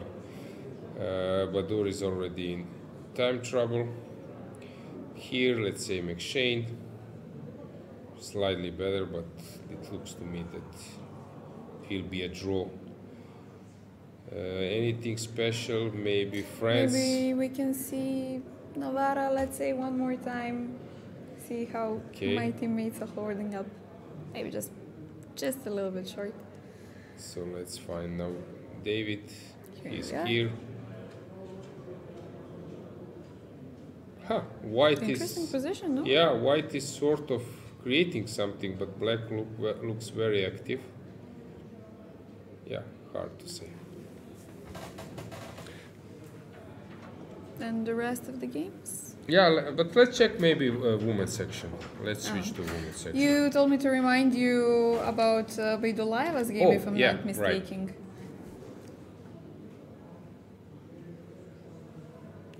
So, where is she? Let's switch to this. Okay, immediately. So what has happened here? So, she took on d7. Rook f to b1. Let me see. So this was played in few games, but it's sort of sideline.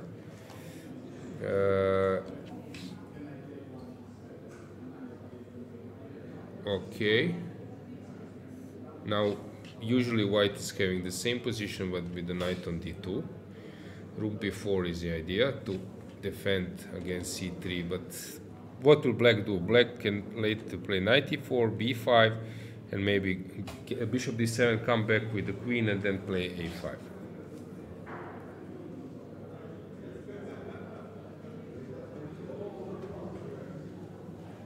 Okay, interesting position. Very brave. Yeah, now I would say that white has success. So here I said few moves ago, maybe in this position. I think was very important immediately to do something.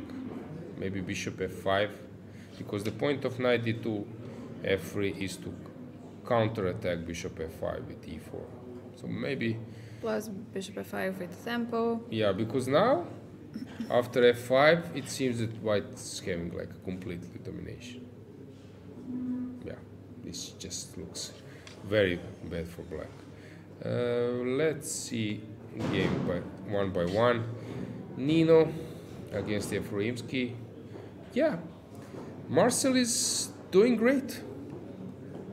She was doing great as well in Petrovac when we followed her. I think she had some remarkable results over there. She was playing a very aggressive chess and very interesting games to follow. If I would be Georgian captain, I would be worried. Yeah. Dina against Mary. Oh, this is some kind of complete mess. Let me try to understand. Okay. White will take on a3. Deciding how. Okay, black is solid here. But also white, she has some trumps. d4 is hanging. This is an issue, maybe. Yeah, it seems that black is controlling this game. Lela, it looks that she's just winning. Queen e7. So okay, she already sacrificed a piece, but anyway, so few moves before knight e5 was played. Yeah, it looks better for white, obviously, maybe even close to winning, which takes us to the last board.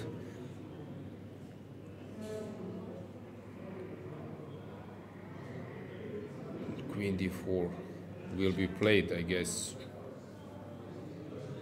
Seems the black is okay. Georgia is actually controlling the match.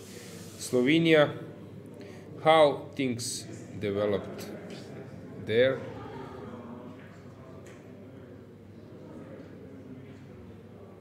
White was dominating, and now came this a4. Well, the black was safe all the time. Some balance. You are having compensation, two bishops, but not more than a draw. This one we already saw it. Oh, this looks... How to evaluate those positions? I would say that black should be okay, but who knows? Mamadova, black seems to be doing very well there.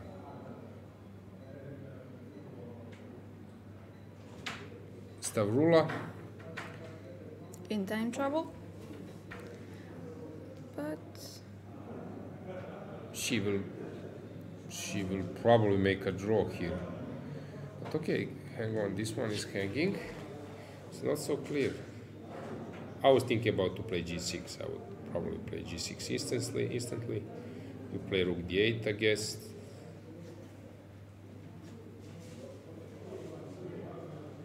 No, but then you place down your rooks, so this doesn't work.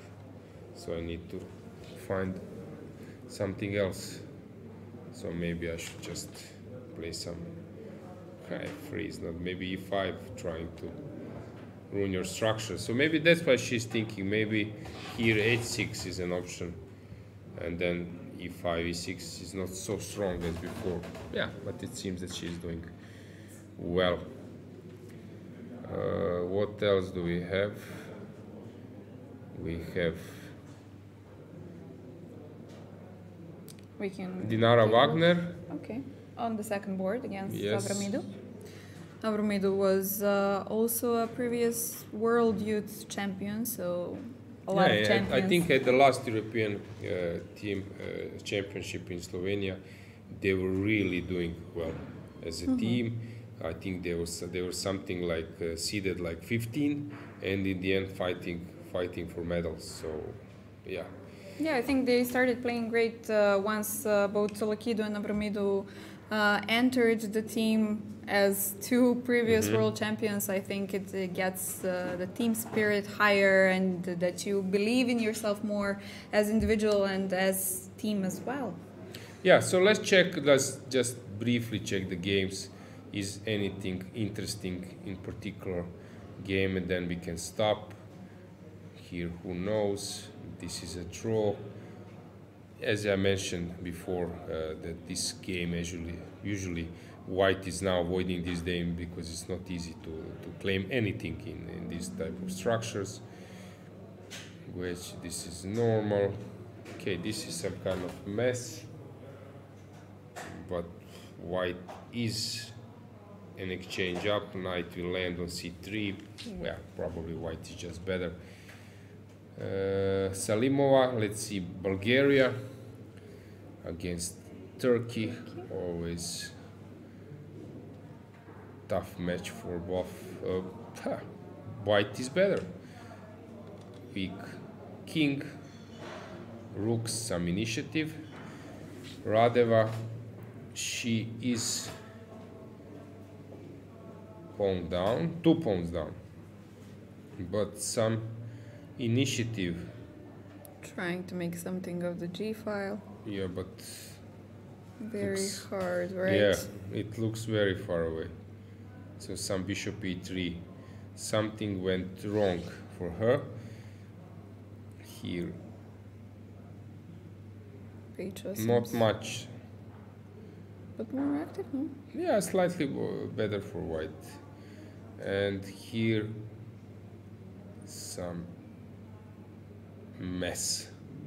Although black should be doing fine, but this pin is unpleasant.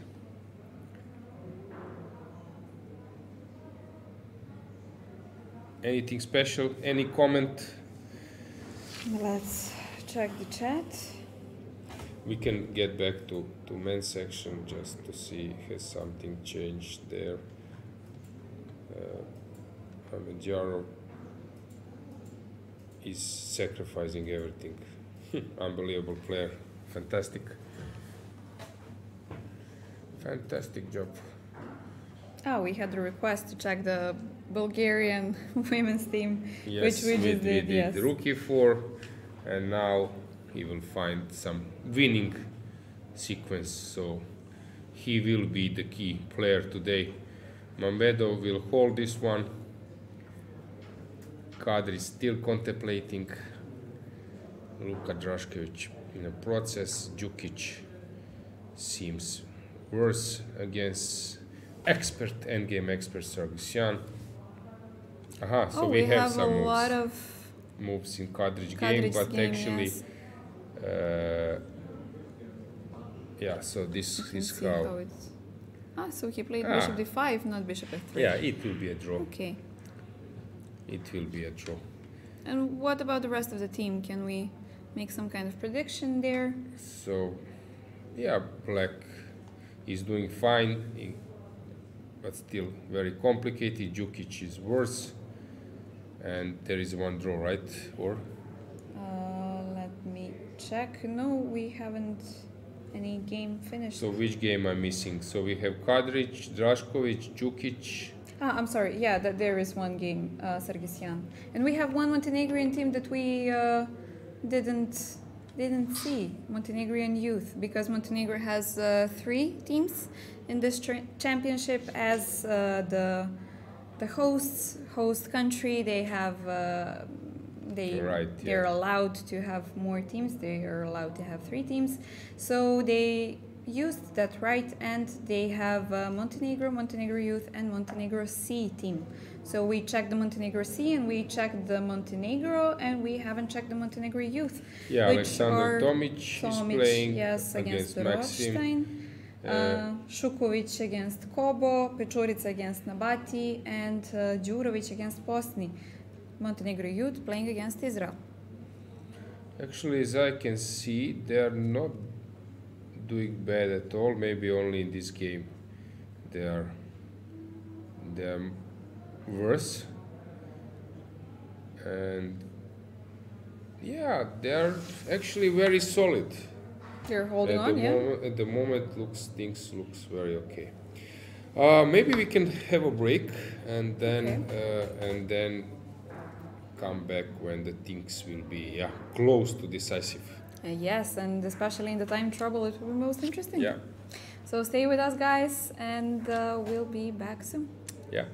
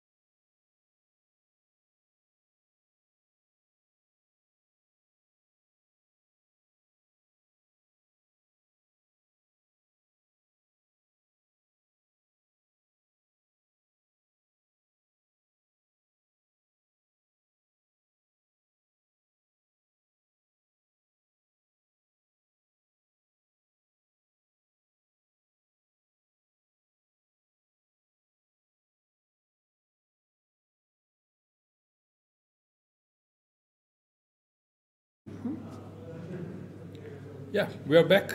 We're back. Welcome back, guys. We have a lot of interesting results in the meantime, a lot of decided games. Yeah, So main news is check. that Magnus has won his game.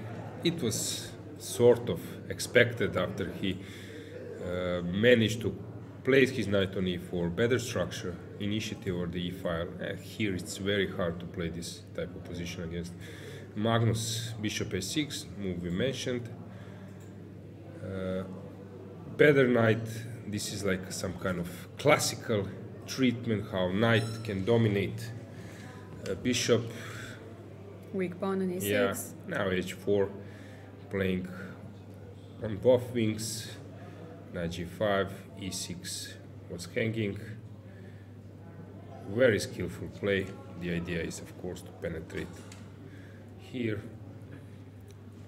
It was just like an easy game afterwards. Yeah, important win for Norway. Always is nice when you're starting a match with 1 point. Yes, maybe we can mention the decided games first. Yes, sure. Radjabov finished on the first board of the first match. It was a draw, as you've mentioned. Abasov finished as well on the fourth board in the first match with a draw as well. So we have 1-1 currently. Then we have a draw on the second board of Romania, Shevchenko, but this was a game finished previously. Grandelius against Teimour, we've already mentioned this, ended in a draw with this rook g2 beautiful move and queen g4. Petrov Nikita, as previously, finished with a draw against Sargsyan. We have a decisive game in the Hungary match against Finland. Kozak Adam against Samalvo. On the third board, managed to score a win. Ali Marandi won against Draganic in a position which we've already mentioned that was very tough, if not already decided. And in the last match, Scotland against Slovenia, we have a win on the first board of Schubel for Slovenia, and on the fourth we have Boris Shakhriyar winning against Grant. Yeah, so let's go back to Azerbaijan. Against Denmark, Mamedyarov is doing his regular Shak thing. Shak attack, attacking, sacrificing the exchange, and in this position, it suddenly chances for black looked grim. Bishop g6. Wasn't it? Yeah, bishop f6 was the idea, but now, of course, this one is deadly placed. Rook d3. Maybe here. Maybe here this queen h5 was not perfect. Maybe queen g4 was better, but it's hard to say. Especially when you're low on time. Looks still unclear, but of course Mamedyarov is very skillful, very dangerous to play, but now we are in time trouble. We can just briefly check a few more other positions, but basically we'll go back to this is a draw, Kadrich. This one looks very good for black, but although pawn down, so it's not so clear. We have here, again, it looks very good for black from my point of view, but who knows, maybe white can deliver some deadly. Yeah, blow here looks unclear, but okay, let's stick to some game because we have time trouble. Is it this one, or you want to stay, for example, here where players, okay, we have only 35 seconds on the clock. Yeah, and which but maybe number? first board, maybe the first match is the one to have an eye on. So what's going on here? Of course, white can enter the books by sacrificing double exchange, but still it's not clear. Do I have some h4, h5 idea? Is it possible? Yeah, of course. You can try this, right?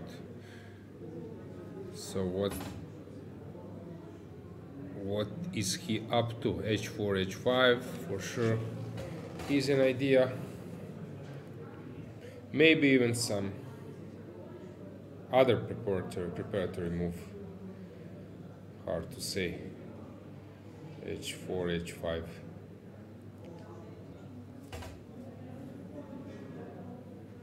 It's typical. Now, if we will switch to another game, they will make a move. Here they will make a move, and then there they will start to think. This is typical. Yes, it's not easy to switch. Too many boards, but we might consider to have like simultaneous view, right? Yes, we might. For the next day, round, yeah, for the next round in these circumstances when time travel is severe, yeah. Maybe it would be useful to have like four, 6 games. To have a sense of what's going on everywhere just simultaneously. Try to catch everything. Now I think that Shak is starting to bluff a bit, but of course it's nice when that type of player plays the move you suggested, Dragan. h4 played. Yeah. I'm glad. Good. So h4, h5, check is coming. Of course, it looks scarier when Shak plays it than when I play it, but of course. Okay, but still, it looks like a real threat. No, I want to play h5. I want to create some problems there with the g6 pawn. Mm-hmm. Even if it's not the best move, it's a bit scary on the board, and especially in time trouble, no? Mm-hmm. This is move 32, so they need to make 8 more moves. It's time to make threats. Very cool-headed reaction. B2, just bishop b2 and then just... I don't care what you're doing, and I'm not afraid. h5? Yeah? Okay. Great. h5 coming.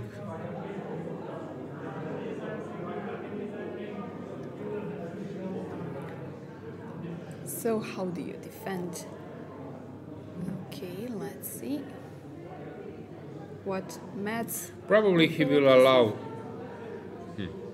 Okay, he's trying to combine counter-matting threats, so maybe queen somewhere and then trying to come with the rook, yes. Rook c1, threat, a big threat.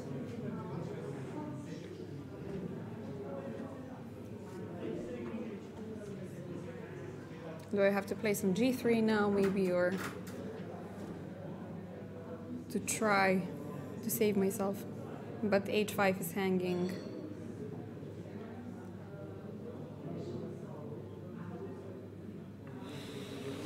Yeah, the clock is ticking. Very complicated.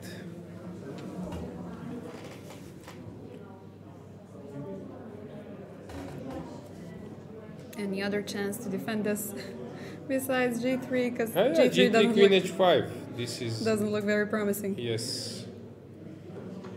What else? I can play bishop d2. This is a move I can do. Do you have some h6 maybe? Like, it might look a bit desperate, to be honest, but... If I take? Some queen h4 and queen e7, maybe. Yeah, king will hide. Also king will hide to h8. Bishop is a good defender. Sorry. Yeah. This diagonal. Okay, clock is ticking. Maybe we will see first upset. Maybe. Because in other game is still in progress or not? It's finished. It's finished. Okay, we it's have a all draw. draws. So he played your move. Shak So again, okay. So I'm not sure if it's good that Shak's following. So my your moves. understanding is 27-40. Nice. Yeah. Or at least prediction. Yeah.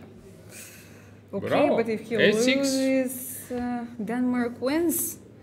Big upset on the first board in the first round against the top seed. This is a huge thing. So to take or not to take? Okay. Probably not to take. It's a little bit safer, but Yeah, to be just cool-headed and back down, because minute on clock. King H6 seems like it's giving me more some... moves. Okay, stayed cool-headed. Yeah. All right. King. Rook C1 is. And now I'm very curious what will be a next move, because now where do you start your action?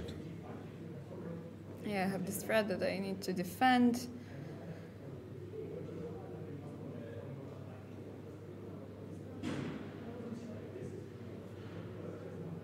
Bishop d2 is a way to defend, but it's very passive. I don't like it.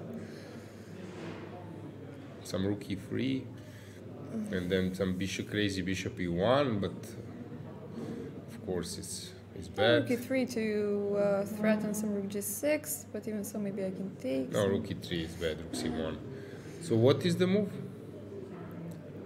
Bishop d2 forced, and probably now bishop c1. And that's it. Black is completely winning. Completely winning. I don't see how he can hold. A big upset on the rise. Exactly. 1 more minute. Yeah. Move number 35, but Okay, still enough time. Yeah, it needs to walk down the line. A bishop c1 is that move, yeah, you want to make. Because queen is controlling the diagonal. This s6 is your target. I don't know what will happen. The king is safe on e8. I think that Shak is now completely aware that he has missed something. But of course, when you're playing for the team, you want to try. Yeah, and also strategy is quite logical that from their teammates, Yeah, for his team, from his teammates. You want to have Shak as some kind of decider, key person, yeah, because with white, messy game, what can you ask more, yeah? Yeah, the statistical odds are in his favor, but of course, as we know, it's not always the case. Clock is ticking. I don't know what he goes back, and now just bishop h6, I think, seals his destiny. That's it. 2 pawns down, exchange down. Actually, white king is not at least similarly weakened. So I don't know. But bishop h6, only rook h3 might be a question. G3, but now there is no play over h5, and now rook c4, and we can call it a day. Yeah, on bishop h3 we had rook c1, so yeah, that's why we couldn't. So rook c4, and that's it. Unfortunate day for Shak and for Azerbaijan Let's as well. see that, but very, very tough resistance from Paehtz. Good job. Yes, congratulations to Denmark. To be able to hold that type of position against Mamedyarov. Yeah, rook c4. Well done. Yes. Well done. First big upset. On the first board. I think because they placed their best team. Abbasov is now FIDE World Candidates player. Also Mamedov, super strong. So they actually respected, I think. Yeah, it's not like Denmark, they because they put underestimated their Denmark. best team, and suddenly that was not enough. That's it. Yes, and the game has finished. Shak lost Bravo. and the first Good job big upset. Good job, Denmark. Good job. Let's see, is there any time trouble? Let's see this one. Armenia. Okay, Luka Drašković, yes. What's going on in that match? Armenia is leading 2-1. We had two draws. Kadrich Denis on the first board and Petrov Nikita drew on the third board as well, even previously. Djukic lost against Sargsyan. He had a worse position over there, and Drašković Luka trying to hold for the team, but he will need a win to even the score. So it's very tough to do so. I switched to Slovakia against okay. Norway. Yes. Because here it seems that black is winning or not. Slovakia is losing. Yes, from okay. the first board from Carlsen. Norway is leading, but it seems that here black should be able to. H6. Interesting decision.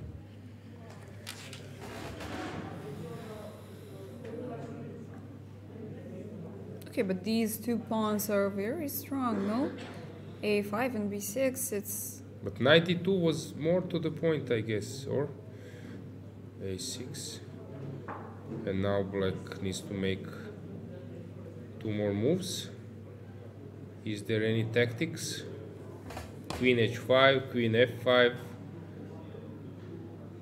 Queen C4, double attack. This is what I'm teaching my students. Queen F1. Always, guys, watch out for double attack. This is the most common tactics. That's why we cannot play against engines, because they spot this immediately. Okay, 92 played not ideal.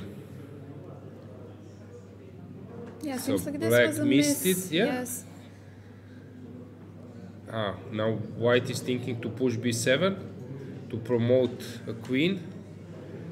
b7, b8, but then rook c3, queen f3 will come, maybe some draw around. Ooh, but this is a lot of things to calculate in 30 seconds, Yes, no? last moments. Might be even decisive game. B7 on the board. Okay, rook c3, what else? Okay, is it the only move? Yes, probably. Black will take, and then... but I can make a draw immediately. Queen f3, some perpetual. take, and when you take, I take, with the and queen, you will take this one, I will take that one, and it will be a dead draw. So queen f3 or rook c3? What do you mean? What do you Queen think? f3 looks more clean, Queen to be f3 will honest. be played. Yes. Yeah. Okay. So that's a draw. So that's a draw which takes us to the last game of that match. No, there are two more. Tari is playing and Here, Lars Amar. is worse, and Amar, this we saw. Okay, this is now completely lost for black. I've seen so many, even in casuals games, when somehow this strategy looks very attractive. You're having these bishops and king is here in this fortress sort of, but if the player with white pieces knows how to deal now, this is just completely lost. So actually Norway might lose a match, because we have draw most likely as a result on the third board. We have winning position for Slovakian player on second board, and we have much pleasant position for Slovakian player on the last board. So Norway in deep problems. Okay, so it might be a second upset already. So how is the situation now? So the first match has finished. We will switch to women's section soon, guys. So just to check, so Mamedyarov, you might need to refresh it, or Mamedyarov has won at the game. So this match is over. Then what else do we have? Did you refresh it? No, but it's... Okay. Okay, then we have one decided game in England versus Georgia, which is a draw on the fourth board. Hari against Kopardze. Sorry for mispronunciation. We have Shirov winning in Spain against Lithuania on the third board. Moldova seems to be holding up against France, or at least they do not have any finished game yet. We haven't actually followed them for Yeah, a let's while. let's check basically what's going on the boards. So we have Kadric made a draw. Here we have who is better here. So I would always prefer to be black here. So basically, Montenegro is doing solid. Here we already mentioned this match. This looks better for black. Something backfired for Bogdan.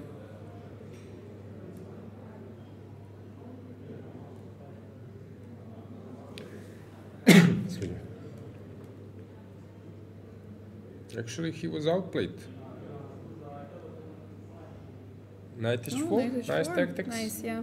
Yeah, unprotected piece, double attack.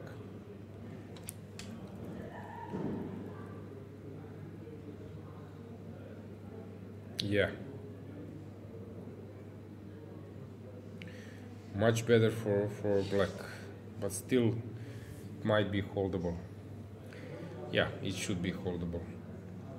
What else do we have? Slovenia match has finished. They won 3.5 to 1/2 against Scotland. Here we have a draw. Nisipianu is better. Is it enough for a win? Hard to say. Probably not. This one looks better for white, but still quite far away from decisive. This looks equal. Oh, I have to congratulate my guys, Lazov Tony, making Yeah. a draw on the third board against 2600 player. That's a great result for us. So maybe we can hold a match. Oh, interesting. What's At least I going would on hope so. here? Black seems to be better. In England. Okay. Mamedyarov is holding. Very interesting. We haven't seen But any. what's the situation with the clock here? Yes. Probably 40th move. No. Or no. No, Oh. this was blocked. Yeah, so it might be useful to get an info from the playing hall. Yes, we may check. What's going on in the game with Hugo against Mamedyarov? Yeah, the transmission is stopped, but we don't know the result. Okay, we might check and get back with that info. Yeah, because it's stuck. We haven't checked any of Poland's games today, and we have a birthday. Let's just. You're speaking about women's section, or No women's section. About the open section, Sochko has his birthday today. So congratulations on your Oh. birthday. Will he manage to get himself a present and win today? Maybe we can check that. Okay, let's find out. Poland is playing against Belgium today. It's match number 11. And Sochko is playing on the third board against Beokema. Okay, he has nice advantage. Oh, Or wait. Sochko is black. Okay. Now I'm not so sure. It seems that white is a pawn up. It won't be so Such a happy fun birthday, to huh? play this position, yeah. It's always tough to play on your birthdays. It brings some extra pressure, Exactly. to be honest. Exactly. How is the oh, they lost. Darda has already won on the first Yeah. board, huh? Okay. It was some stable position, and but this is slightly better for white, but probably equal.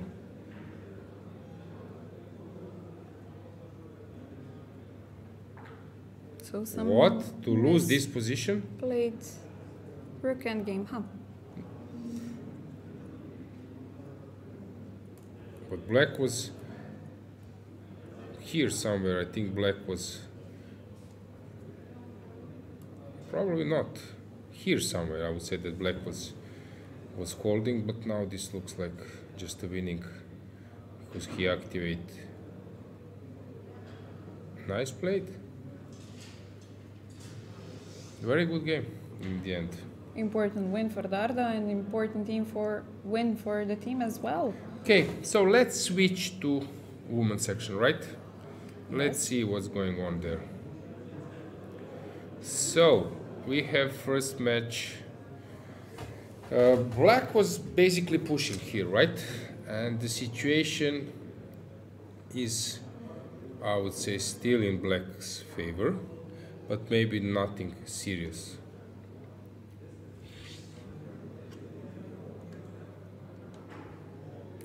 Here, black is pushing as well, probably winning. Lela has won the game. Melia is probably better or winning. So Georgia is cruising convincingly, while Azerbaijan, who is better here, probably black, I guess. Yeah, but still it's sort of equal. This looked very bad, but suddenly it's still, I would say that white is better, but there is a job to be done.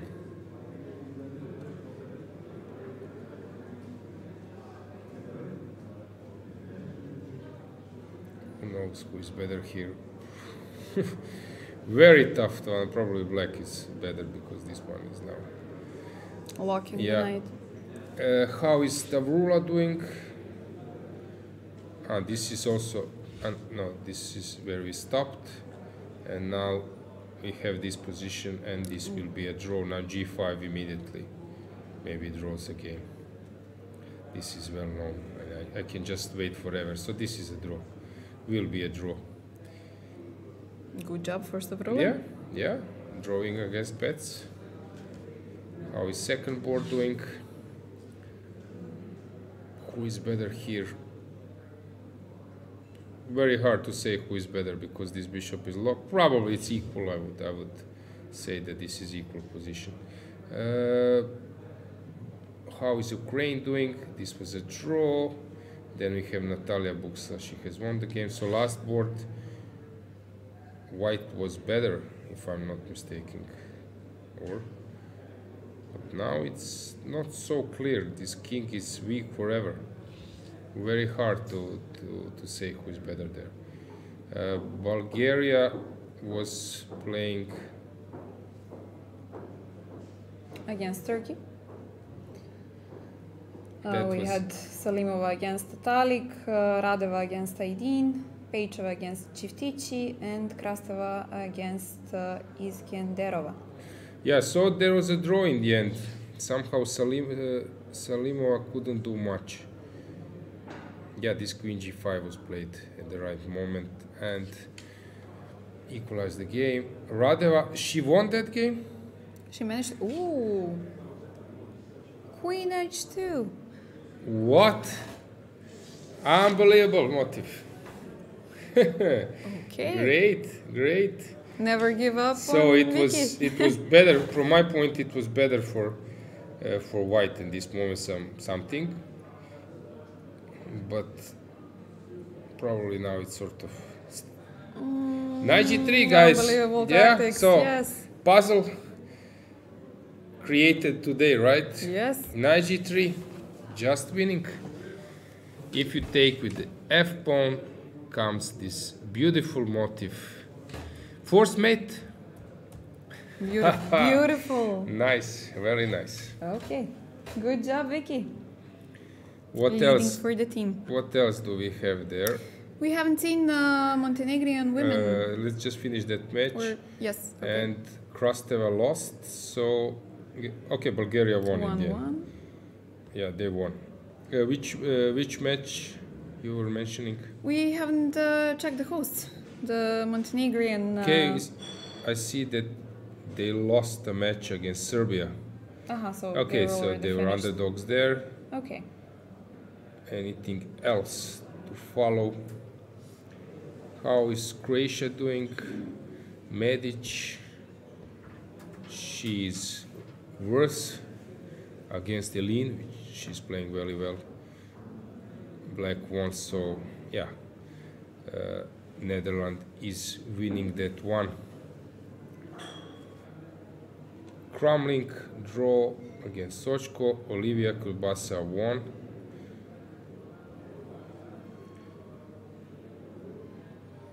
Lilith made a draw here.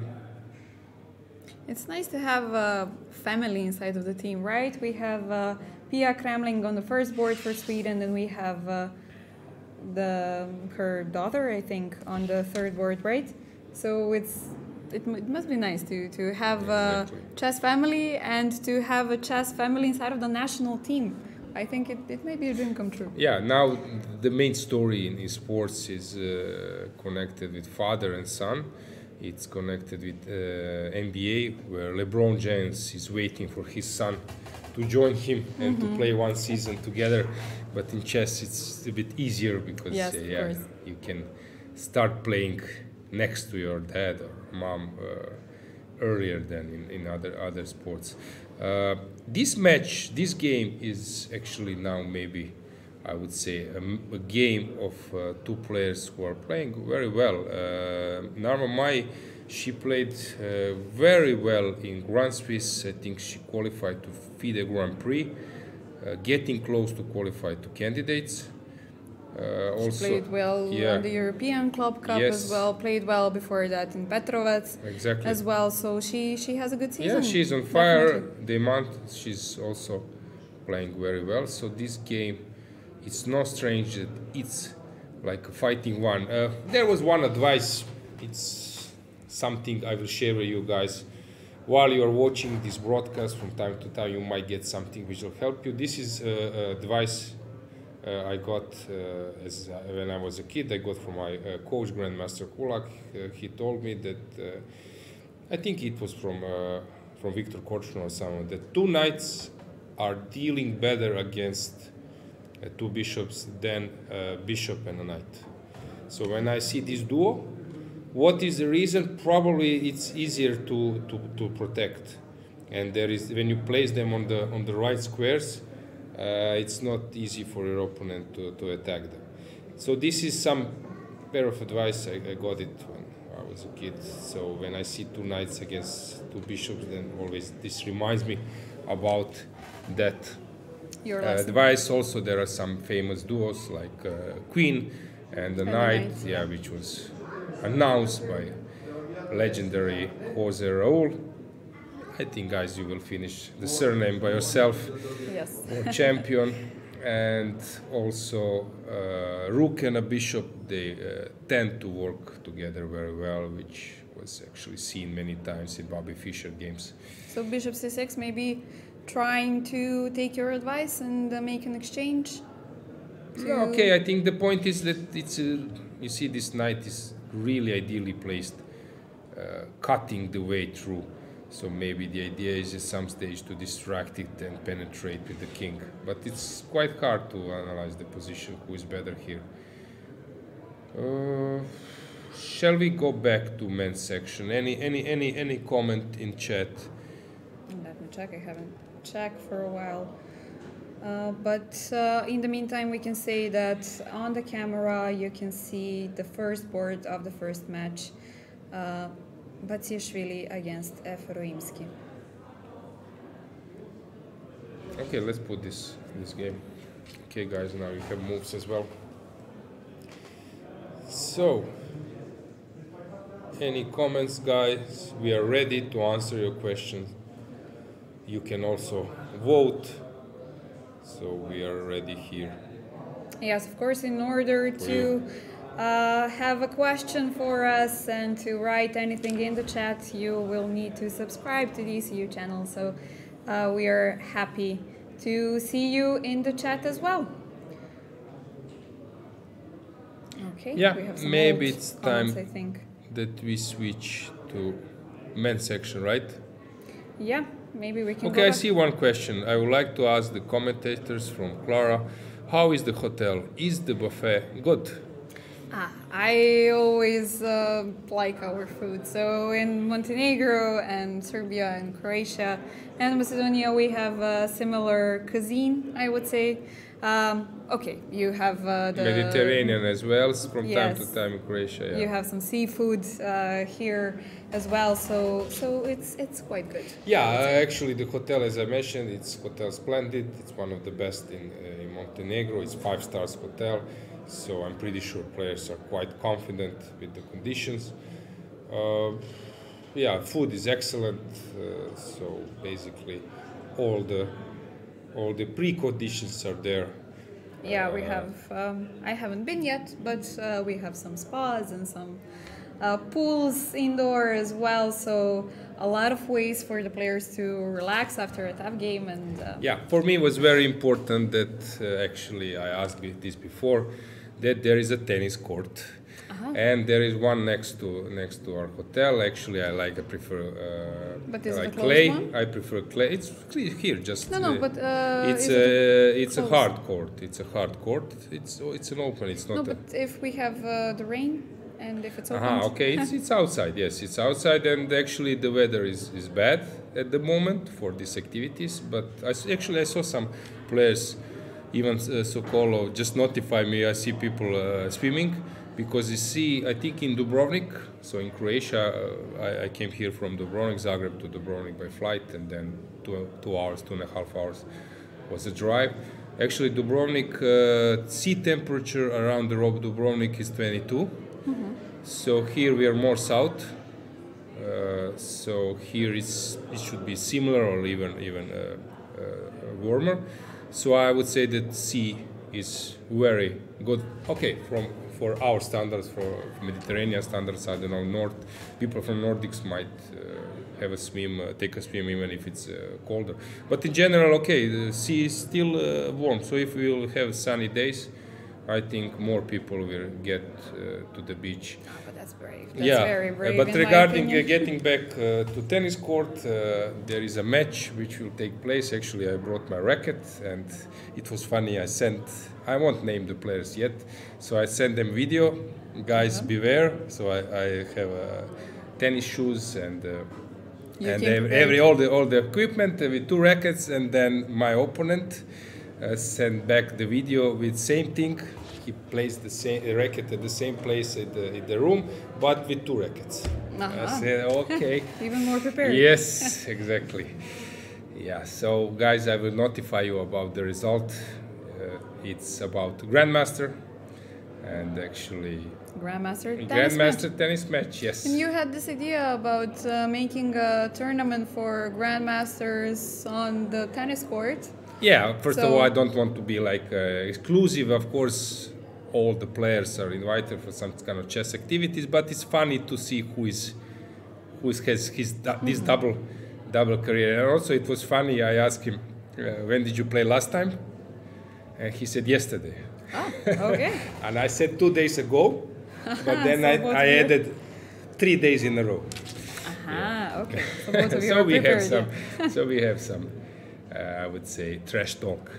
Yeah, but tomorrow I might, when the match is fixed, I might announce my opponent's name as well. Yeah, so let's go back. Any other remarks? No, as far as I can see, no. Maybe we can continue with the open section. Yeah, let's go back. Let's check what's going on. So we have Drašković still moving back and forth, so that means that Shakhriyar will make a draw here, because I don't see how he can make any progress here. So probably King A2, King A1 will be played, which is actually a good result, because Shakhriyar is very, very good. If I'm not mistaken, I think he won against MVL or someone at the Grand Swiss. He played few really strong opponents and made the strong results. So this is like, I would say, huge success for Luka. Okay, moving on, trying to play for a win.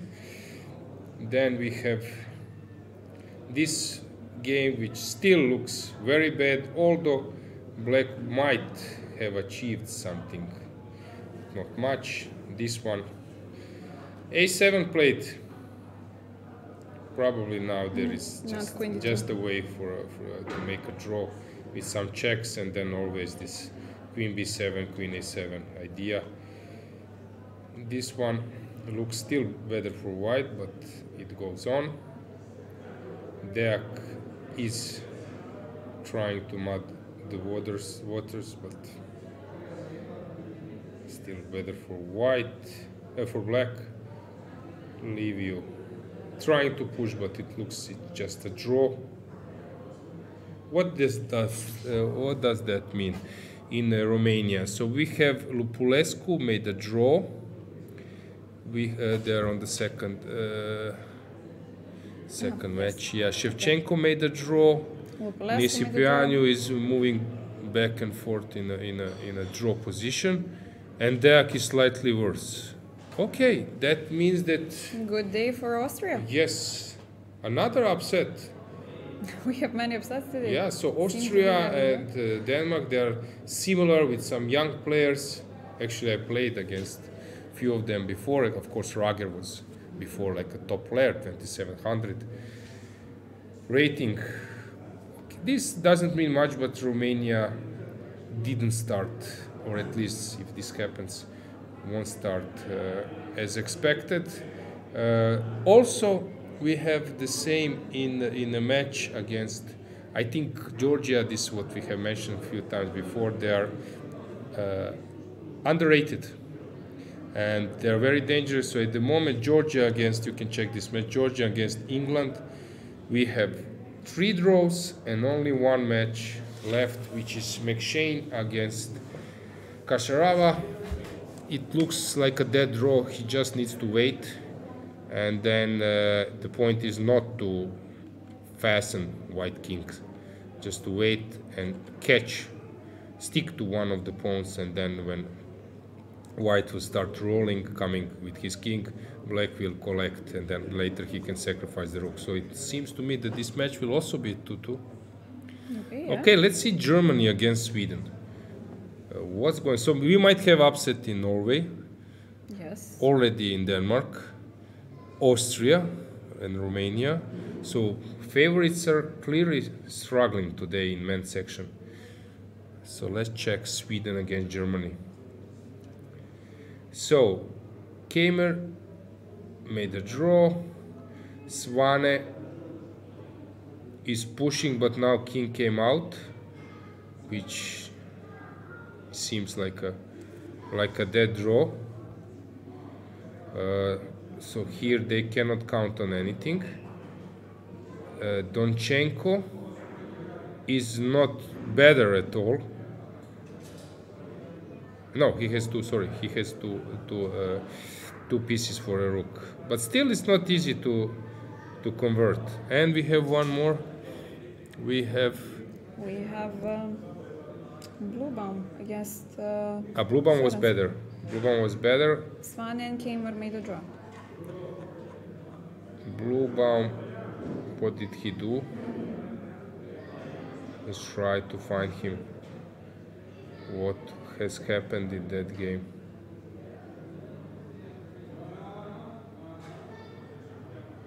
Cannot find that game. So where is... Maybe we can go on and then go back. Ah, I found it.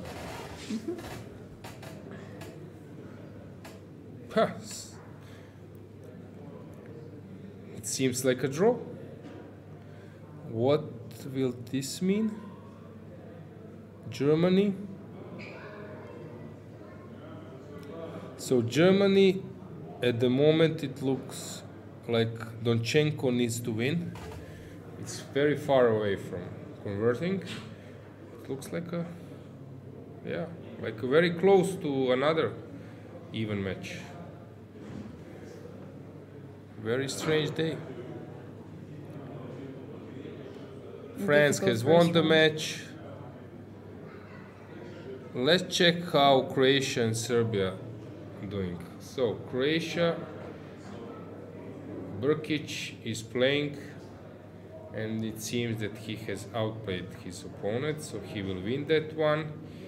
That leaves us with the second board.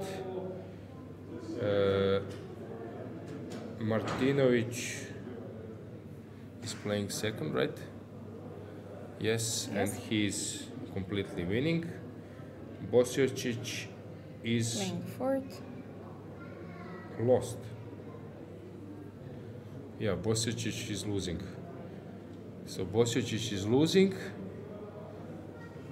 And Livajic, Leon, is playing on the third board. And he is...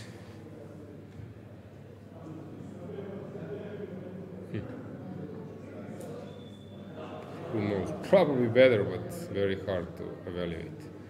Okay, it seems that Croatia will probably win, but it's not an easy job. Let's see Serbia. Serbia playing against Iceland. Yeah, they have Sarana current on the first board. reigning European champion on the first board. They're playing against Iceland. Gretterson is playing on second board.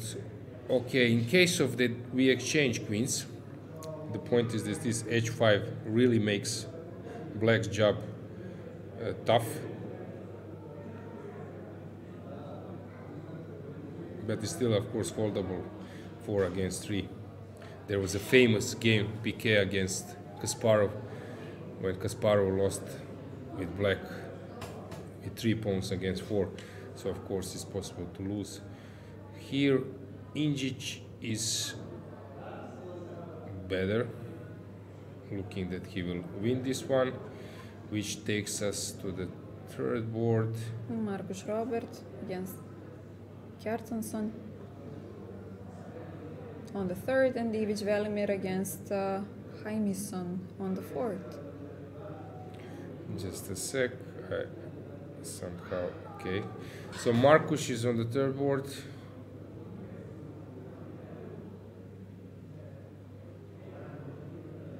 Trying to penetrate with g6, I see the point. So if you take, yeah, hard to say, but probably black is very safe. And Ivic is better. Okay, probably Serbia will win this one. Maybe it's time that we make a short break, right? And then see what will happen in the last moments. So guys, short break, we're coming back. Stay with us.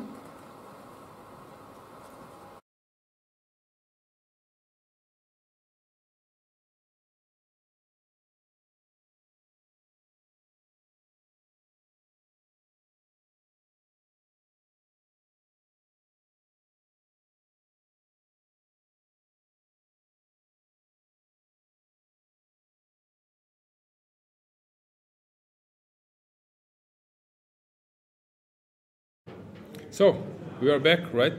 Welcome back, guys. Let's see the last games that are still in play. Yeah, critical game for Romania is some kind of favorite in this event. Is still far away from a draw. They need to make a draw to get at least one match point, and it's quite unpleasant. Usually nights end games are it's possible to squeeze even if there is not much material on the board, but this passer will be created. Tough time for Bogdan. And tough time for Romania as well, since they have 1.5 to 1.5 at the moment. And then always questions, Azerbaijan cannot ask that question because they put the best team, but Romania, they can, why? Richard was not playing, but you want to rest your best players, you want to give chance to substitute, in the first round to warm up a bit. Easier. Yeah, you never know that you will need to fight to secure at least one match point. Also in the game of England, we already mentioned against Georgia that, okay, here the scenario is different. They're trying to win. I think I mentioned this few times before when I was also commentating the last European Team Championship, is that if there is an end game in England as a team, of course, Mickey Adams is probably first choice to bet on, but Luke McShane is very good in end games. So if someone can squeeze at the moment something in this position, he is the guy to create some chance. Well, although it looks the chances are not so high, quite close to that draw. What else do we have? We have in Sweden Against Germany, we have a draw on the first board. Grandelius Niels against Teimour. This is an old result. The rest of the games are still going on, I think. Maybe we can check. It looks like a dead draw. So I don't believe that something will happen in this game against Swane, against Tiger Hiller Persson. What else do we have? We have Blue Baum on the third board against Sorensen. I'm missing Blue Baum somewhere. Let's see. And on the fourth we have Donchenko against Kuchuksari. Yeah, I'm searching for that game, Blue Baum, because the games are unfortunately not obviously connected, so I need to do it manually. Where is that game? Somehow I missed it. Do you see it? Nope. Okay, wait. Maybe we can check the fourth. We can check Donchenko, but that game... It's the fourth board, that but game, still, it's the same match. Yeah, and okay, we made some conclusion that White will press here, and that the Blue Baum game is close to a draw, or maybe it was already drawn. That's why I'm missing it. Okay, this manual system of searching games doesn't help, obviously. Yeah, it's a draw. That's why. Already, yeah. So Donchenko is fighting for a win in that match. Okay, Spain, they have won the match. Montenegro against Armenia. Luka was fighting for a draw, as far as I remember. Yeah, okay, but it's possible to turn the tables. So let's see, is there any chance for Montenegro in that match as like a heavy underdogs? Do you see that game as well? Maybe it's also finished. It's not easy to get the games.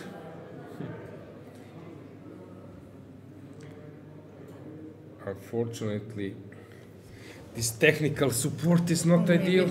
We can try it like this. Yeah, let's do it. You're right, it's a draw.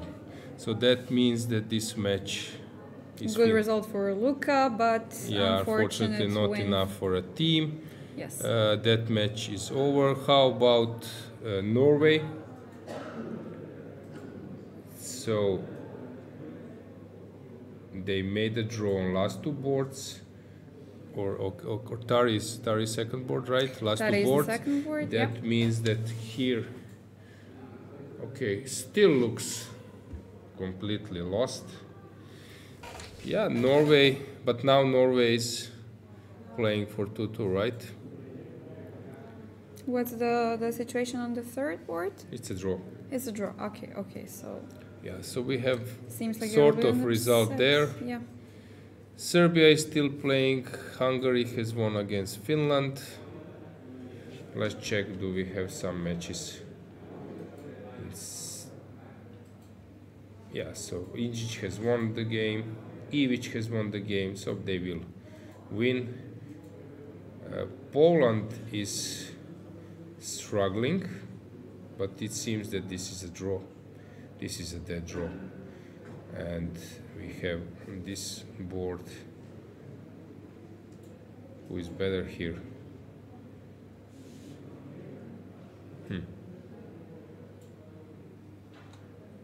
White is better. So Poland will win the match, right? So Poland will win against Belgium. Czech Republic is convincingly winning against North Macedonia. Croatia, what is Croatia doing? This is complete mess. And time trouble is here. White should be winning here, but still the game is in progress. What Brkic has done, he won, and Martinovic won. So if Livajic draws this one, it will be a draw. The comments say that Croatia will win, sorry. The comments say that we have some interesting positions in the Spain match. But Spain, okay, I agree, but Spain has already won the match, but we can take a look. In the last game, Santos. Okay, Latasa, yeah. Where is that match? I missed it, maybe it's we over. Can search for it once again. You're right. Search might be helpful. Santos made a draw. Jaime Santos, right? Yes. Yeah, so this is a draw. Okay, let's maybe switch to women's section. What do we have there? So we have Greece managed to get a draw against Germany. What is the first board result? Efraimski, she has won the game, right? You'll have to check. No, why? This is wrongly inputted. This is wrongly inputted. We can check from the, but this is, yeah, this is win for black. So first result is wrongly inputted. So black has won the game, but Lela Yavakashvili did the same. Dina Belenkaya against Maria Rabidze. Okay, suddenly she might survive this. Yeah, it's a draw, which takes us to the last game to be decisive, but this is just winning. Yeah, so Georgia will win this one. We have Germany against Greece, 4 solid draws. Yes. Very interesting. They were like big favorites in terms of rating. How is Slovenia doing? Let's check. Slovenia on the second match. So we have against Azerbaijan. Yeah, actually they're losing the match, so it's not important what is Laura Unuk doing on first board. We have France winning against Estonia. So this is now already much more experienced players. Yes, Armenia against Czech Republic, they are winning that one. Spain is winning against Austria. Italy lost against Ukraine. Bulgaria won against Turkey. Yeah, Croatia lost heavily against Netherlands. Yeah, maybe, yeah, let's maybe just switch to, okay, which games are decisive for some outcome. So let's check the results on top boards just to follow that game. So first, Georgia won against Israel, or winning, it's over. Slovenia lost against Azerbaijan. Germany, Greece is over. Italy lost against Ukraine. Bulgaria won. Estonia. Okay, actually here everything is quite clear. So we will switch to men's section. So let's check the men's section to follow 1-2 games to decide which are decisive. So what are the last games on the top boards? Maybe we can. Yeah. So let's just try to find out. So Deak is fighting for a draw. This game we should follow. Sweden against Germany, we have last board only playing, Donchenko, so this is second board to follow, and McShane. Montenegro already lost, Spain won. We have Norway to follow Tari's game. Okay, so please remind me, Tari game, right? Yes. Then we have Bogdan, Deak. Yep. We have Donchenko and McShane. That's it. We will follow those four games. Let's see this one. So what's going on here? What has happened? King G2 played. Looks like a dead draw. Rook and then rook back. This will be a draw. Really, I can't believe that anything can happen here. So this one is not so interesting to follow. Tari is completely lost, but okay, they are really long time. We will follow that. There are a lot of things ahead of us, and the last is Donchenko, right? Donchenko, now it looks that he's winning. So let's switch to Tari's game. Let's stick to it. What is this? This is piece up. For 2 pawns, yeah. Okay, basically black was counting on rook f7, queen d1, king b2, bishop d4. Is there some kind of way of perpetual? But probably there is not perpetual. If you go here, my queen is protecting, so you need to give a check here, and I go up, I guess. Ah, no, I cannot go up. Wait. I can cut to d3. Yeah, that's it. And I climb. So that's game over. That's a game over. So I think we will soon. This game, I think maybe it's just over, right? Which would finish the match as well. Okay, we have a move. Queen h1, king b2, and yeah, that's over. I hear nothing to follow. Which game is? Let's see. McShane has something changed there. h5. Okay. h5 g6. This is his idea. If you take, I push g6. But okay, if I take king g5, you play h6. Okay, interesting trick. Is there any solution? So if I take with the pawn, you play g6.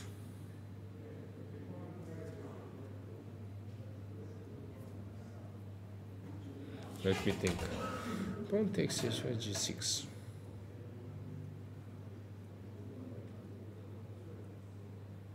And also only 40 seconds on the clock to defend this position. Now, white is winning, I think. So I think here, so if I take on g5, you play h6. Of course, I saw the motive. I saw the motive. f5. f5, okay. And H7. then I'm on time. Ah, okay, okay. So I saw the motive. So it is defendable. Yes. But now it looks to me it's dead lost. McShane? Yeah. Since the rook is on the third, yeah. Squeeze water out of the stone. Fantastic.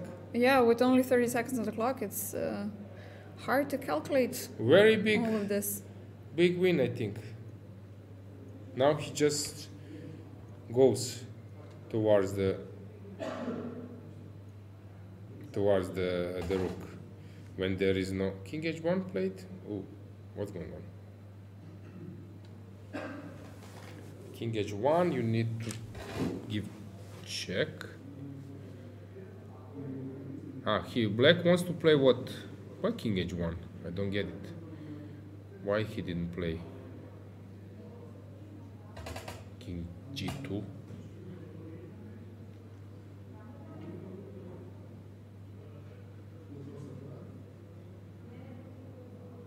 And here, Stefana, what am I missing? Why not king g4? If you play, you will lose this. I don't get it. Is everything correct with the position? Why king h1? Why not to approach the king? Maybe I cannot win. I don't get it. Ah, this is the concept. You kick my king, and then you're ready to sacrifice. And this will probably be a draw, but this is the way. So okay, I can move your king a bit even more further, and okay, this way I might win. So I need to wait a bit more. So I need to give check here, here, and this check, and when you come here, then maybe to. But I'm not on time to take on g5. It looks to me that he's winning, but why he did this king h1? I don't get it. Now he's moving. But now why not king g4? Okay, now he's approaching. Very interesting endgame. Very interesting. Okay, he has enough time.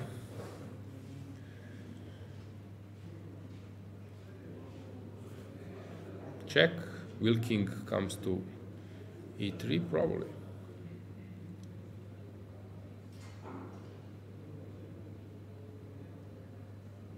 No. King f1.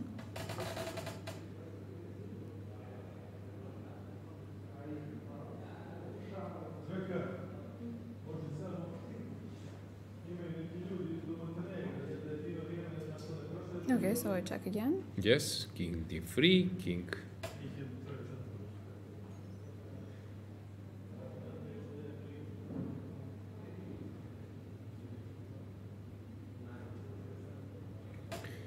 So king rook a2, what? King d1. I'm not sure that king h1 actually was played. It doesn't have sense. But it must have been no. King g1, I understand this trick, but king, I'm very curious to check. So if you could do me a favor to check it, and not now, but let's say tomorrow. Okay, yes. Was king h1 played? Is everything correct with the transmission? Because it looks very strange. King h1, I just played king g4, and I don't see any. King g3 is coming, and what will he do? If you play king g1, now I can take. There is no check, so I don't get it. Because if you play h6, as I said, you're losing. No point in king h1. I cannot believe that this was played. Really.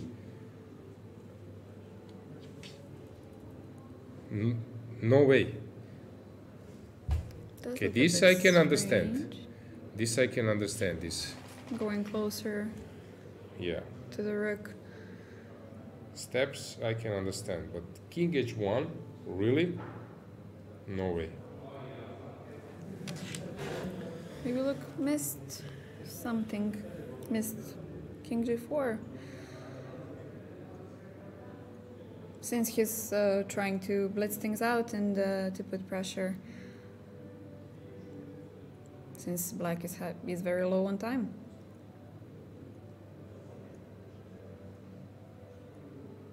Of course, we do not have additional time increment. Only 30 seconds per move till the end of the game. Yeah, it looks. Yeah, what has happened? Rook a1, king will go up. Yes, king d2 played.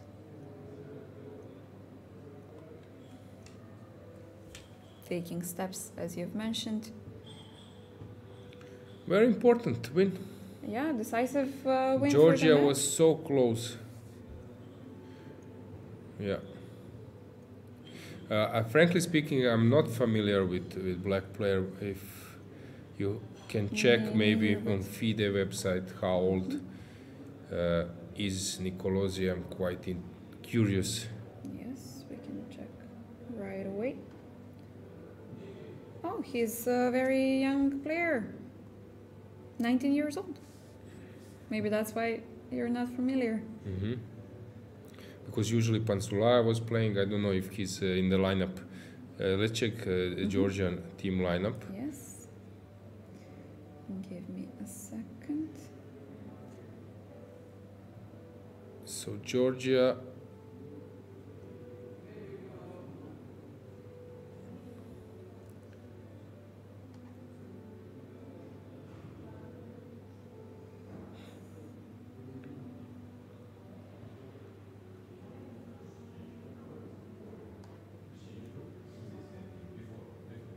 Okay. Okay, so they're seated 23rd. Paehtz was not playing first round. Luka Paehtz. That's why Mamedyarov was on the first board, Jobava third, Kacharava and Paparadze on the fourth. This looks like dead lost. Win for... Look, so curious to find out, is King H1 the move? Played. Now G6. And we are having this position where white should win. Okay, there is some job to be done. G6. Pawn takes. What else? It's quite obvious that this is the move. Rook F8, King G4. Promotion. Takes on H8. H4, King D3, H3, King E2. Winning. I can show the lines. So, for example, he played this promotes, takes, H4. You start rolling with your king. It's just important that you come here. If you play this, I play King E1. So you start rolling. I just play here and you're dead lost. While on King G3 I do this. G5, and when I come in front it's over. If you play H2, I can play this and just wait forever. Yeah, just curtains. So we have a few moves on the board, I think, or? Yeah, King G4. Okay, Luke knows this. This is just game over. Especially with the H pawn.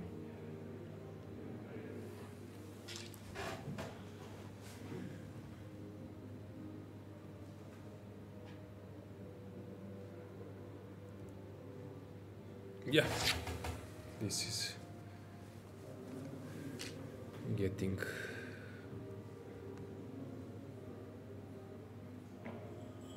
we can check the result later, but this will be just finish. Bogdan, they are still fighting a long time. Donchenko will win this one. There is some technical job to be done, and there was one more. Norway, yeah. Who was playing Tari? Tari, I think, still playing. No, he lost. Then the match is finished. Yeah. 2-2. 2-2, yeah, Norway. Even with Magnus on the first board. Not enough for a win. Yeah.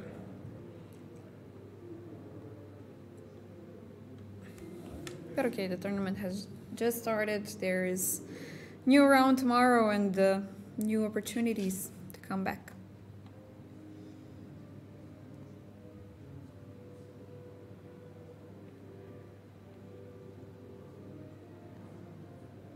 King F3. Going back on Yeah. Shane's game.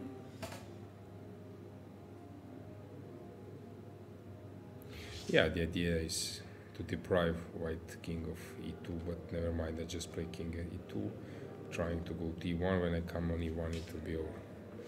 Yeah, just easy job for Luke.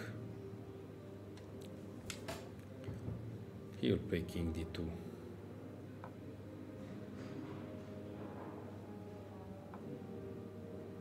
Taking his time to make sure Yeah. that king d2 is the correct move, but even so we expect this to be done soon.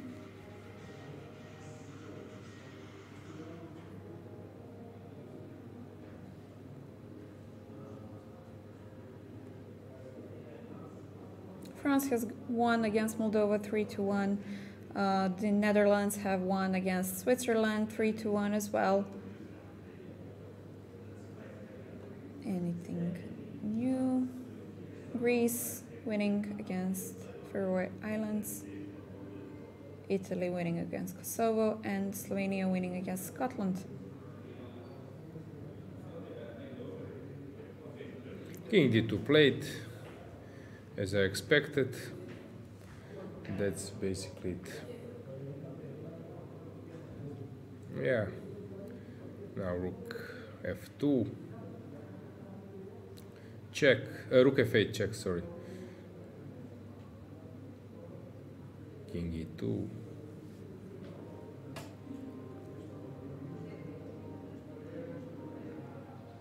Even rook h8 in this position.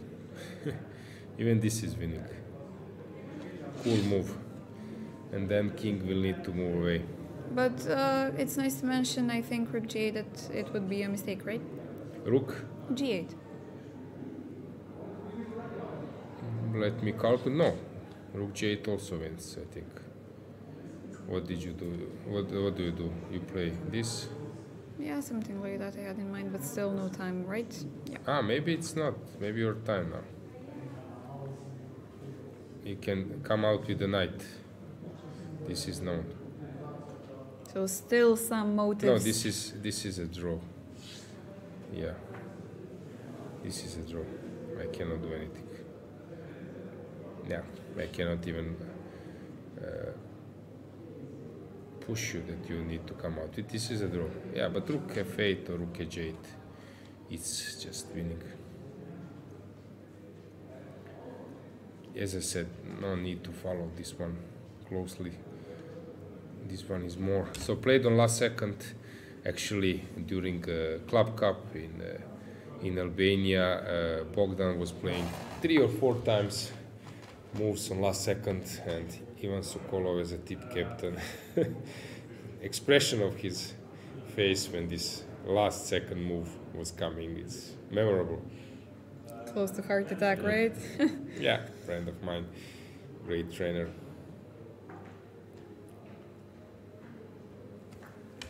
Donchenko is cruising convincingly, right? Yeah, he will somehow start this, pushing this pawn. Clock is ticking here. Now black is probably winning here, I would say, or close. Who knows? Maybe still it's some kind of drawing margin, but to me looks unpleasant. Very unpleasant. Okay, so what do you think? What would be the correct way to proceed? Probably white needs just somehow to wait. Maybe waiting strategy is best here. I don't know. Maybe some rook a7 or whatever. Wait. Since okay, knight e3 looks scary, but maybe okay. So he gave check, and then another check, and then another check.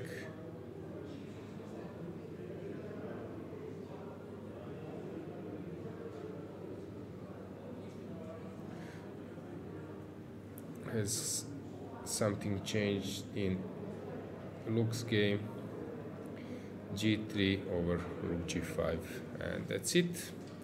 King comes to f3. Which move he has played?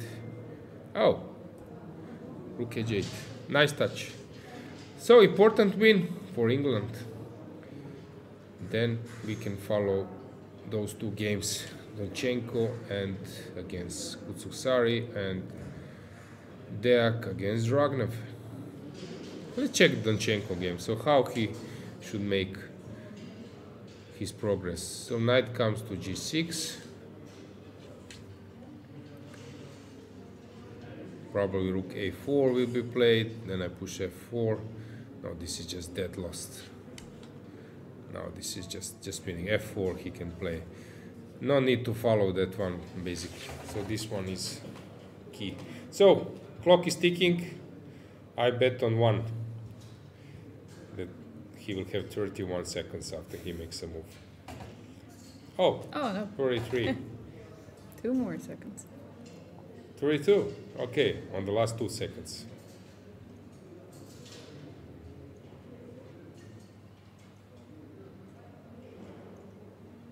But it seems that this strategy, giving check and attacking g6, it's a good one. Yeah, now I have to defend the g6 pawn, right? No time to make progress. King f7. And I can proceed on checking, right?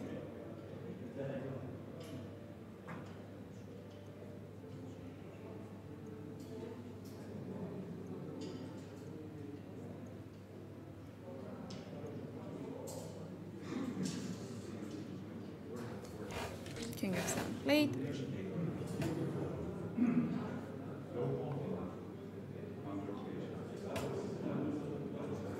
Do we expect rook c7 again? Probably. What else?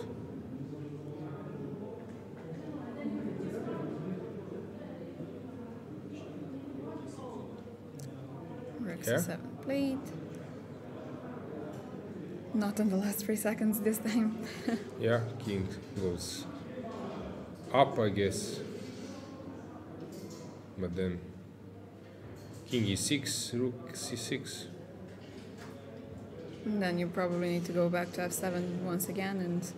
Okay, you can play rook d6, but of course exchanging pair of rooks is a good choice for white.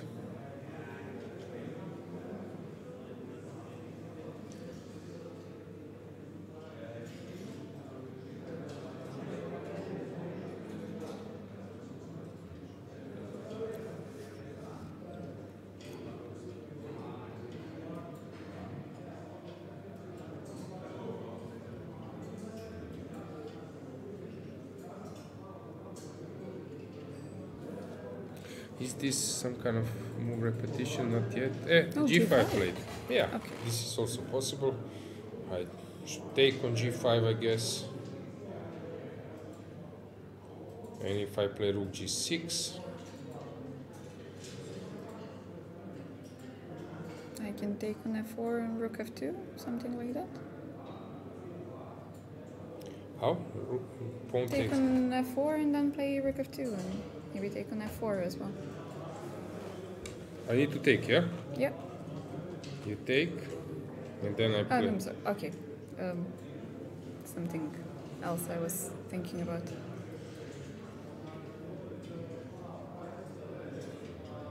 I was thinking rook G6, but maybe this is unnecessary. I saw some trick that here maybe I can. Ooh, I'm dropping a rook. And knight f3, yeah. I saw this tactic, so he will see this. So no need to take that direction. So probably rook c5 is better. f4, I take on f4. So here you go, here I take, you take, and now need to do something smart.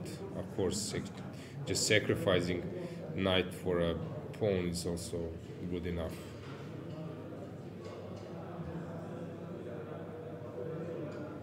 Last 5 seconds. Rook c3. Covering e3 square. So this was his concept, and also f3 square in case of some mating concept. But now black will start approaching his king.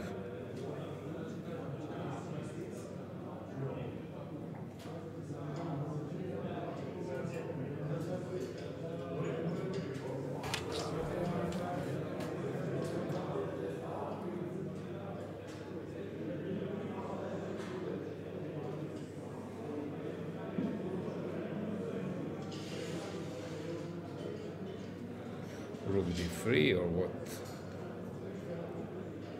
With the idea of knight d5 or knight c2? Knight c2, rook c2. Knight d3. Possible. Because now after f4 I take, you take, and I can do this. So this can be a way out as well.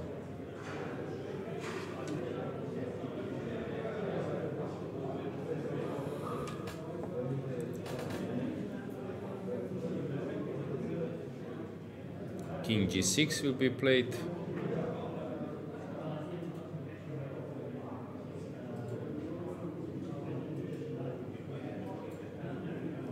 approach with the king. How should white try to stop him? Yeah, king e1 will be played. But yeah, rook g2, still game goes on.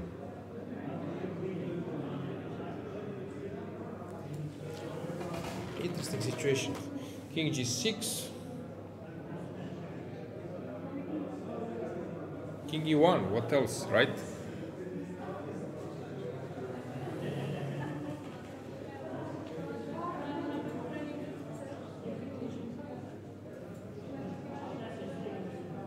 King e1, rook g2 maybe. We have to move the knight away. Yeah, knight b4. Knight e1. Okay, interesting concept, bringing his knight closer. And rook c2 is not actually idea, but rook d3 might be.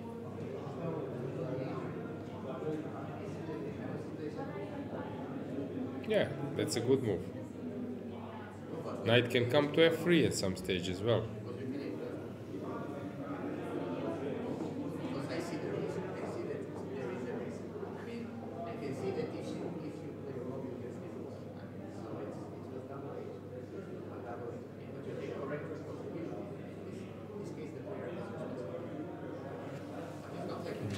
King h5, knight f3, I guess. Then he will play knight f6 and trying to penetrate with the king. But what else? Knight f3. Yeah. Let's now knight somewhere. Knight.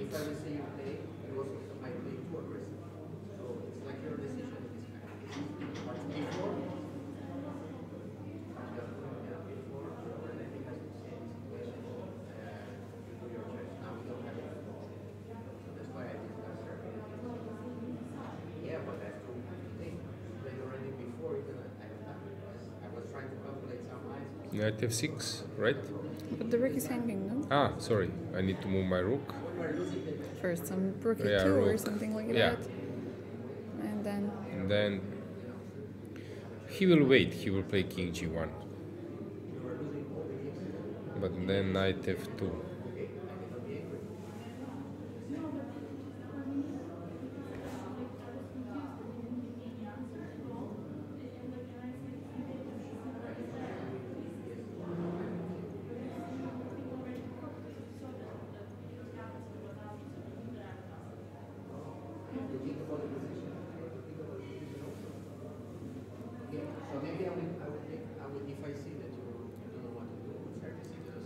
hard time to break through. No? Yeah, king g1 will be played.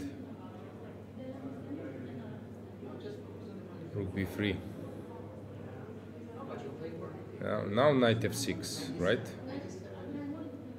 This looks unpleasant to me. Knight f6. But maybe then I have some knight e5 to try not to let you play king g4. Okay, I will play rook a. So if I go knight f6, you come here, I can play rook a5 trying to kick you out.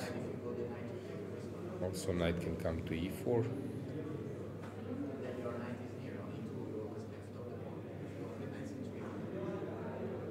Exchanging a piece.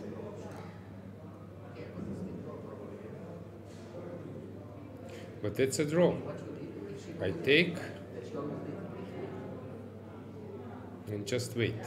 I don't see problems. King g1. Is this a draw? King g1. So maybe this is Yeah, sort it's of a draw. I take no? this. No, it's not a draw for, but he wanted to. Yeah, I think this was mistake. I think knight f6 was much better. Here, I'm not sure that. To me, it looks lost, if you ask me. Knight h2, I would never play. So rook takes, knight takes, rook takes, king g1, and now I wait. It should be a draw now. Rook b4 played, rook a2. g4 loses because of queen h4. This is a concept. So if you play g4, you don't take, which probably will be a draw, but you play king h2, h4. Then when I take, then you push.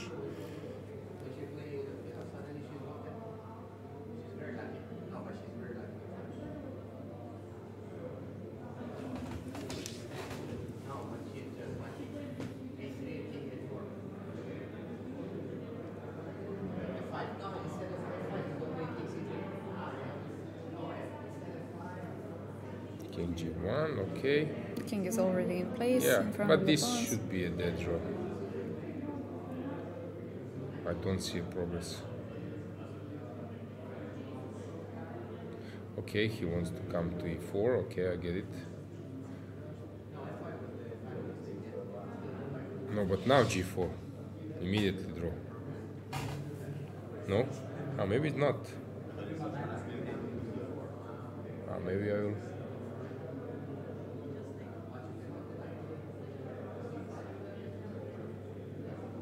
Though I'm losing this one.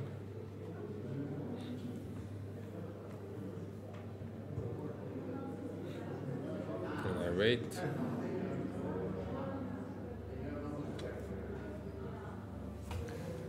Maybe I'm missing something, but should be a draw, no? But this is good enough.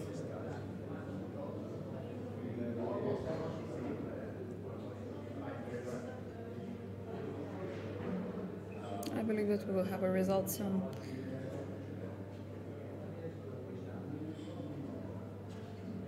Rook e4. But he can wait passively. You play rook e4, I play rook a2, you come to g4, I play king g2. When you attack my pawn, I give you check. It seems like a draw.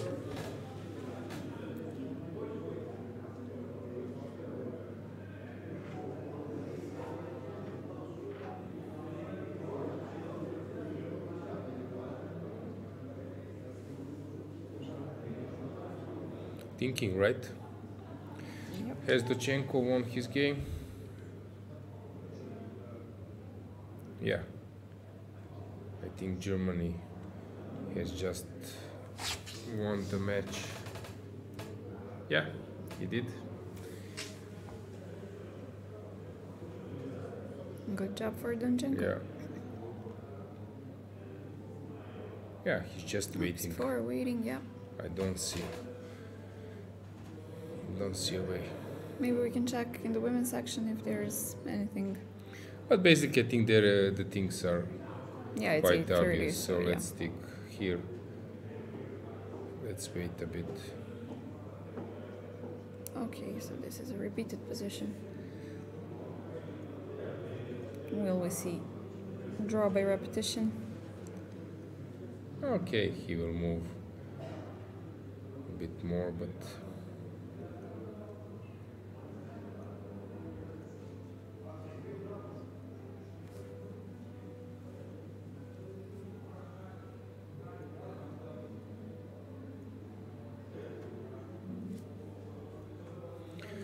yeah, thinking. But now the worst part is over. It will be a draw. Tough time for favorites. Yeah, first round, a lot of problems. Yeah, we can say that additional tiebreak criteria, in case of tie, it's right. It's Buchholz.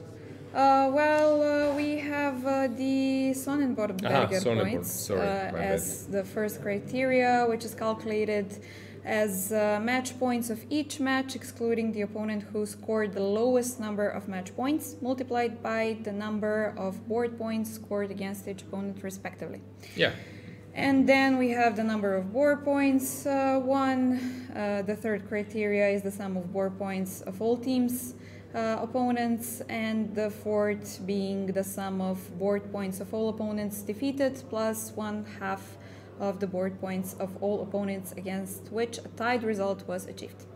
Yeah, maybe just to explain. So, for example, if your opponent has scored something, then if you had won 3-1, you're multiplying their score with 3, right? So it's important that actually you scored heavily against like successful teams in this event. Big wins are preferred, yep. Okay, that draw. I'm teaching my students this endgame. Rook b2. I would not play that. I would play this. Check, king g1, king g3, check, and then I'm teaching my students that this is double control. The point is,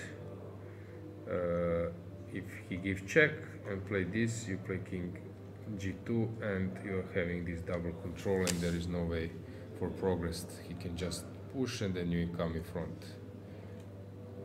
And always you go to the short side for king, leaving space for your rook on the other side. So don't go here, and I would just play this. Of course, there is this famous endgame when Magnus lost against Aronian, but it was already a little bit more improved version for side with the pawn for Aronian, but then he made some mistake, blunder, and immediately losing. But this also is good enough. Rook b2, I agree. Yeah, this also saves the day. Yeah, actually he doesn't need to be afraid. Rook g3, king even here. Just makes a draw. There are several ways. Yeah, final moments of today's round. This was played. King g2, I guess, will be played, and yeah, that's more or less it.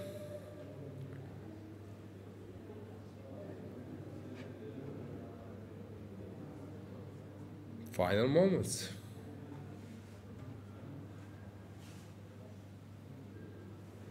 I think Dragnev will now regret that he didn't try this knight f6. From my point, this would be very unpleasant to save.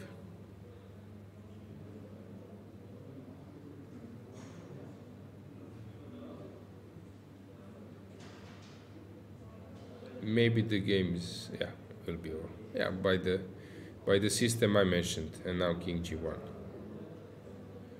King g1, and on king g3, rook g2 will be played, and nice stalemate for the end. Yep. Yes, exactly what you've shown. Ah, so he did stalemate, yeah. Because here, of course, it's always possible to go wrong. You, for example, after this, you make this move, and suddenly you're losing. Yep. But of course, here after king f4, there is rook a2. Okay, so we can conclude today's session. Guys, thanks for being with us. Tomorrow, same time? Tomorrow, same time, 3 o'clock. Stay with us. Yeah, see you soon. See you tomorrow.